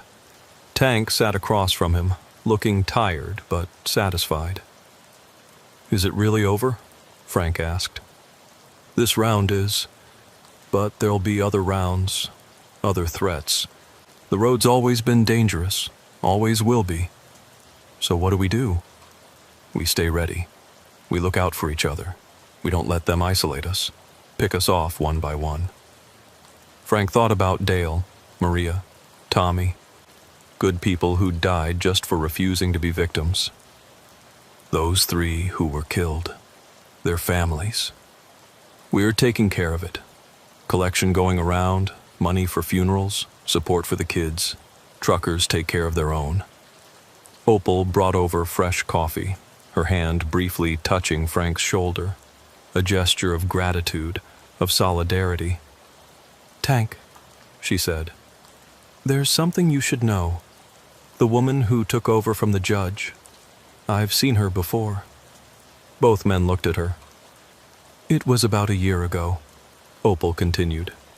"She stopped here, just another traveler, or so I thought, but she asked a lot of questions about the truckers, the routes, who owned what. I thought she was maybe a reporter or something." "She was scouting," Tank said. "Planning this for a year, maybe more." "There's more," Opal said. "She left a card, said she was in logistics, looking for shipping partners." She went behind the counter, pulled out a business card holder, rifled through it. "Here." The card read, "Victoria Cross, Logistics Solutions." There was a phone number, an email, a professional-looking logo. Tank pulled out his phone, did a quick search. Victoria Cross doesn't exist. The company's fake. The number's probably a burner. But now we have a name, fake or not. "What good does that do us?" Frank asked. "Information is ammunition. The more we know about her, the better we can protect ourselves." Over the next few weeks, Tank's network went to work. They tracked Victoria Cross's movements, her operations, her people. She was smart, careful, but not invisible. She had patterns, habits, weaknesses. She also had ambition. The Route 66 trucking racket was just the beginning. She was building something bigger, a nationwide network targeting the transportation industry. Protection rackets, cargo theft, driver intimidation. If she succeeded, no trucker in America would be safe. Tank called a meeting. Not just his military friends, but regular truckers, owner-operators, even some company drivers. They met at an abandoned warehouse outside Albuquerque, 40 men and women who'd decided enough was enough. "We can't rely on law enforcement," Tank said. They're either bought, incompetent, or overwhelmed. We have to protect ourselves. What are you suggesting? Someone asked. We become vigilantes? I'm suggesting we become organized. Share information, coordinate routes, provide mutual support. Someone gets threatened, we all respond. Someone gets attacked, we all retaliate. That's illegal, another driver pointed out. So is extortion and murder, but that hasn't stopped them. Look, I'm not saying we become criminals. I'm saying we become dangerous enough that criminals think twice. Frank stood up. Tank's right. They count on us being isolated, scared, alone. But we're not alone. There are thousands of us on these highways. If we stand together, they can't beat us. And if they come after our families? A woman asked. Our homes? Then we come after theirs, Tank said grimly. Victoria Cross has a weakness. She thinks like a CEO, not a soldier. She doesn't understand that some fights aren't about profit and loss. They're about survival. The vote was unanimous. The Brotherhood of the Highway was born that night. Not a union, not a gang, but something in between. Truckers who decided that the road belonged to them, not to parasites like Victoria Cross. Within a month, the effects were visible. Protection rackets started failing as truckers refused en masse to pay. Cargo thieves found themselves surrounded by multiple trucks, boxed in until police arrived. Information flowed freely on the CB channels, warnings about dangerous areas, descriptions of suspicious vehicles, names and faces of known criminals. Victoria Cross tried to push back. More violence, more threats. But for every trucker she intimidated, 3 more joined the Brotherhood. For every load she stole, the Brotherhood tracked down and recovered 2. The tipping point came in November. When Victoria Cross made her biggest mistake. She kidnapped Opal. Frank got the call at 4 a.m. while he was sleeping in his cab at a rest stop near Flagstaff. It was Martinez, the Desert Rose owner, and he was crying. They took her, Frank, right out of the diner. 4 men, guns, grabbed her during the dinner rush. Left this. Left what? A note. For you. Frank was already starting his engine. What does it say? Morrison, you cost me $3 million. Now I'm taking something you value. Want her back? Come alone to the old Riverside warehouse. Midnight tomorrow. Bring nobody, tell nobody, or she dies. Frank's hands gripped the steering wheel so tight his knuckles went white. Did you call the police? They said to. In the note. Said if I don't call the police, make it official, they'll know I'm helping you. Smart. Victoria was forcing everything into the open, making it official. If the police were involved, the Brotherhood couldn't act without becoming criminals themselves. Frank called Tank immediately. They're baiting you, Tank said. They know you'll come, know you'll bring backup. It's a trap. I don't care. It's Opal. Which is exactly why they took her. Frank, you go to that warehouse, you're not coming back. Then I don't come back. But I'm going. There was a long pause. Then Tank said, Not alone, you're not. The note said, I don't give a damn what the note said. Victoria Cross declared war when she took Opal. She just doesn't know it yet. Tank mobilized the Brotherhood. Within hours, 40 truckers had converged on Albuquerque. Not to attack. That would get Opal killed. But to prepare. The Riverside warehouse was in an industrial district that had seen better days. Half the buildings were abandoned. The other half housed questionable businesses that operated mostly at night. It was the perfect place for Victoria's kind of operation. Isolated, defensible, forgotten by the legitimate world. Tank sent scouts. They reported back with bad news. She's got at least 20 guys there, one scout said. Professional security, not street thugs. Multiple vehicles, multiple exit routes. And Frank, they've got Opal in a cage, like an animal, right in the middle of the warehouse where everyone can see. Frank felt rage building in his chest. A cage. They'd put her in a cage. "There's more," the scout continued. "Victoria's there personally. First time anyone's actually seen her at an operation." "She wants to watch," Tank said grimly. "This is personal for her now." Frank spent the day preparing. He wrote a letter to his daughter, just in case. He loaded his gun, chambered a round. He thought about all the miles he'd driven, all the loads he'd delivered, and how it had all led to this moment. At 11 p.m., he drove toward the warehouse, alone as instructed. But Tank's people were already in position, hidden in the surrounding buildings, ready to move if needed.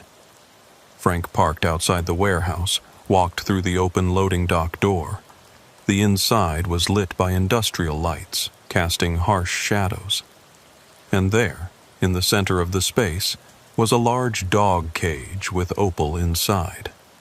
She was sitting on the floor of the cage, still in her waitress uniform, looking terrified but unharmed. When she saw Frank, she started to cry. "I'm sorry, Frank.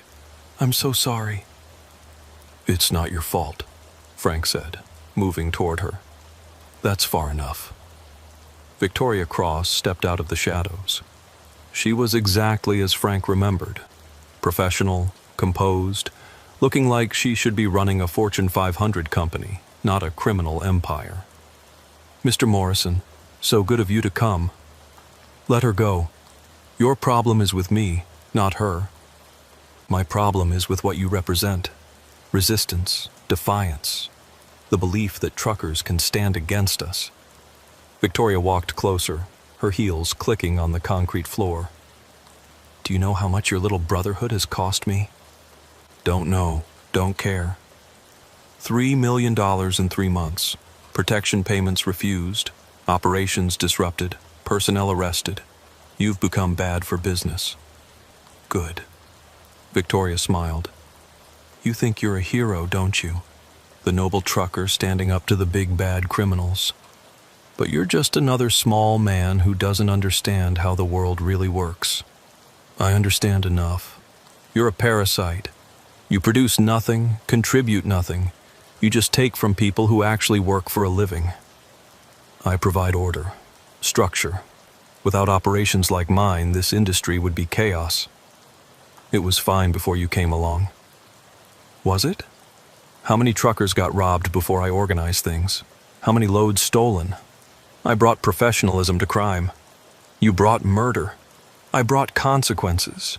Dale, Maria, Tommy, they knew the rules and chose to break them. And now you've taken Opal, an innocent woman. Nobody's innocent. She served you coffee, listened to your plans, helped you resist. That makes her complicit." Frank took a step forward. Immediately, men with guns emerged from hidden positions. 10, 15, 20, all aimed at him. "Here's what's going to happen," Victoria said. "You're going to die tonight. Slowly, painfully, while Opal watches. Then she's going to go back to the Desert Rose and tell everyone what happens to people who resist. The Brotherhood will dissolve, the protection payments will resume, and order will be restored." "That's your plan?" "That's my promise." Frank laughed. Actually laughed. Victoria's composed expression cracked slightly. "What's funny? You think killing me will end the Brotherhood? Lady, I'm just one trucker. There are thousands of us. You kill me, 10 more take my place. You kill them, 100 more rise up. You can't win this." "I can try." "No, you really can't." Frank pulled out his phone. "Want to know why?"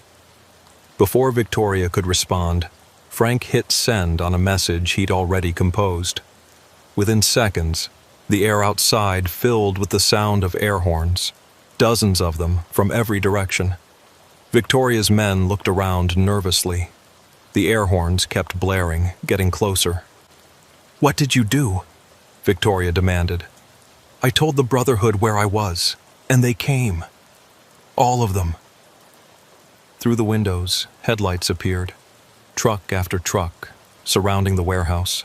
40 big rigs, engines running, air horns blasting. The entire building shook from the sound.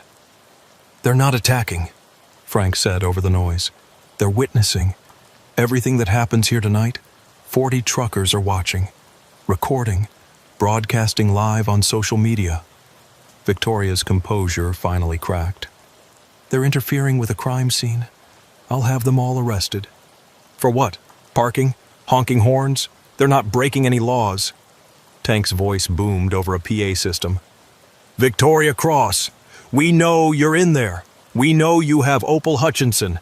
The FBI has been notified. The media has been notified. The whole world is watching." It was a bluff about the FBI, but Victoria didn't know that. She looked at her men, saw doubt in their faces. This wasn't what they'd signed up for. A quiet execution in an abandoned warehouse was one thing. A public spectacle with dozens of witnesses was another. "Kill him," Victoria ordered. Nobody moved. "I said kill him!" "Ma'am," one of her security guys said, "there's 40 trucks out there. If we shoot him, they'll ram this building. We'll all die." "They won't." The building shook as a truck bumped against the wall. Not hard enough to breach, but hard enough to make a point. Tank's voice again. "Let Opal go! Let Frank go, or we come in!" Victoria pulled out her own gun, pointed it at Frank. "I'll do it myself." "Go ahead," Frank said. "Make me a martyr. See how that works out for your business model." Victoria's hand shook. For the first time since this all started, she looked afraid. Not of Frank, but of what he represented. The collective power of people who'd had enough. Then came the sirens. Real ones this time. Police. Lots of them. "You called the cops?" Victoria said. "I didn't have to. 40 truckers surrounding a warehouse, live streaming everything? Someone was bound to notice." Victoria lowered her gun. She was trapped and she knew it. Kill Frank and Opal now and there'd be 40 witnesses plus video evidence. Try to fight her way out and she'd run straight into the police. "This isn't over," she said. "Yes, it is."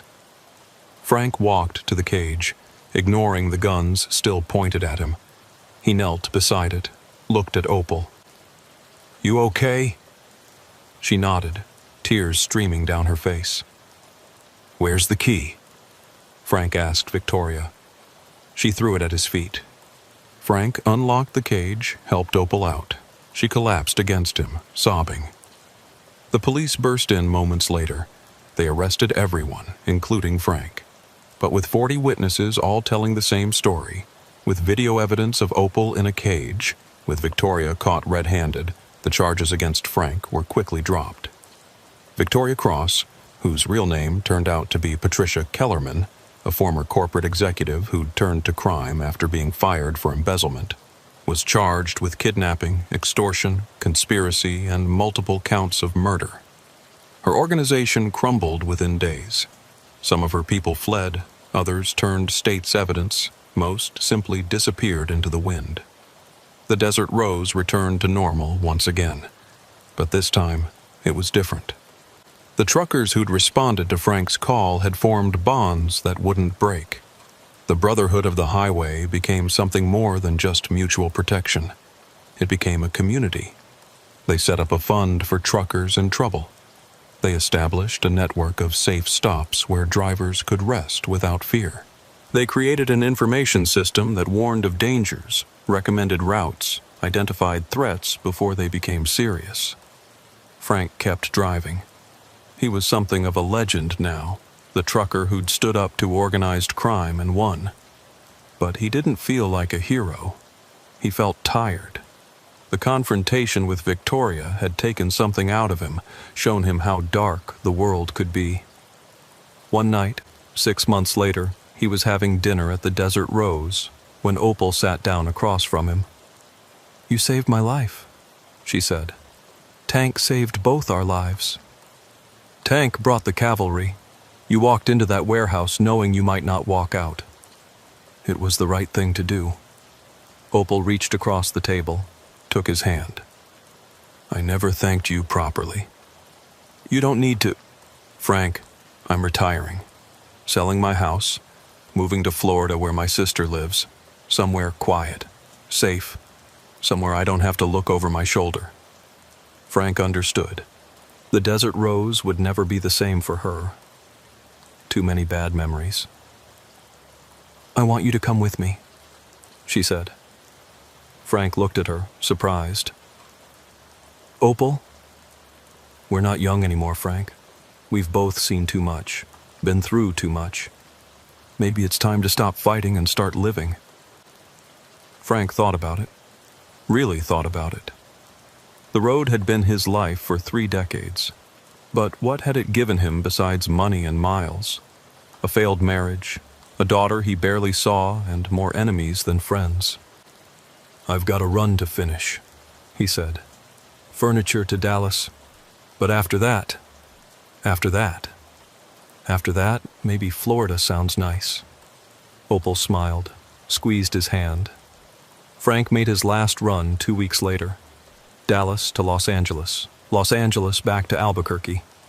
He stopped at every major truck stop along Route 66, saying goodbye to people he'd known for years. The word had spread. Frank Morrison was hanging up his keys. At the Flying J near Amarillo, a young driver approached him. "You're Frank Morrison? The Frank Morrison?" "Just Frank. You're the guy who stood up to the protection racket, who started the Brotherhood." "I was just one of many. My dad was Dale Hutchins. They killed him for refusing to pay." Frank's heart sank. "I'm sorry." "Don't be. You got justice for him. You stopped them. My dad would have been proud." The kid shook Frank's hand, walked away. Frank stood there for a moment, thinking about Dale, Maria, Tommy, all the people who died just for wanting to make an honest living. His last stop was the Desert Rose. Tank was there, along with 20 other Brotherhood members. They'd thrown him a retirement party. There was cake, bad coffee, and war stories that got more elaborate with each telling. "So what now?" Tank asked. "Fishing? Golf? Sitting on a porch complaining about young people?" "Florida. With Opal." Tank raised an eyebrow. "No kidding? Good for you, brother. You've earned it. What about you?" "Someone's got to keep the Brotherhood running. Keep the wolves at bay. It's what I'm good at." They shook hands, 2 old warriors who'd fought the good fight. As Frank drove away from the Desert Rose for the last time, he looked in his mirrors at the highway stretching behind him. Route 66 had been his life, his livelihood, his battlefield. It had tested him, nearly broken him, but ultimately shown him what he was made of. The road would go on without him. Other truckers would face other challenges. But maybe, thanks to the Brotherhood, they'd face them together instead of alone. Frank pointed his pickup truck east, toward Florida, toward Opal, toward a different kind of life. The sun was setting behind him, painting the desert in shades of gold and red. It was beautiful, he realized. Despite everything, it was still beautiful. His phone rang. It was his daughter, Sarah. "Dad, I heard you're retiring." "News travels fast." "I'm proud of you. For everything. The stand you took. The people you helped." "I just did what needed doing." "No, Dad. You did what was right, even when it was dangerous. That's heroism." After they hung up, Frank drove in silence for a while. Maybe Sarah was right. Maybe there was something heroic in standing up to bullies, in protecting people who couldn't protect themselves. Or maybe he was just a trucker who'd gotten lucky. Either way, his war was over. He'd fought it, won it, survived it. Now it was time to see what peace looked like. But as he crossed into Texas, Frank made himself a promise. If the Brotherhood ever truly needed him, if another Victoria Cross rose up, if truckers were threatened again, he'd come back. Because once you'd driven Route 66, once you'd been part of that community, you never really left. The road was in his blood. It always would be. But for now, Florida was calling, and Opal was waiting. And maybe that was enough. maybe that was more than enough. The highway stretched on into the darkness, endless and eternal. Somewhere out there, truckers were driving through the night, delivering their loads, watching their mirrors, trusting in the Brotherhood to keep them safe. Frank smiled, pressed the accelerator, and drove toward his future, leaving Route 66 to its ghosts and guardians.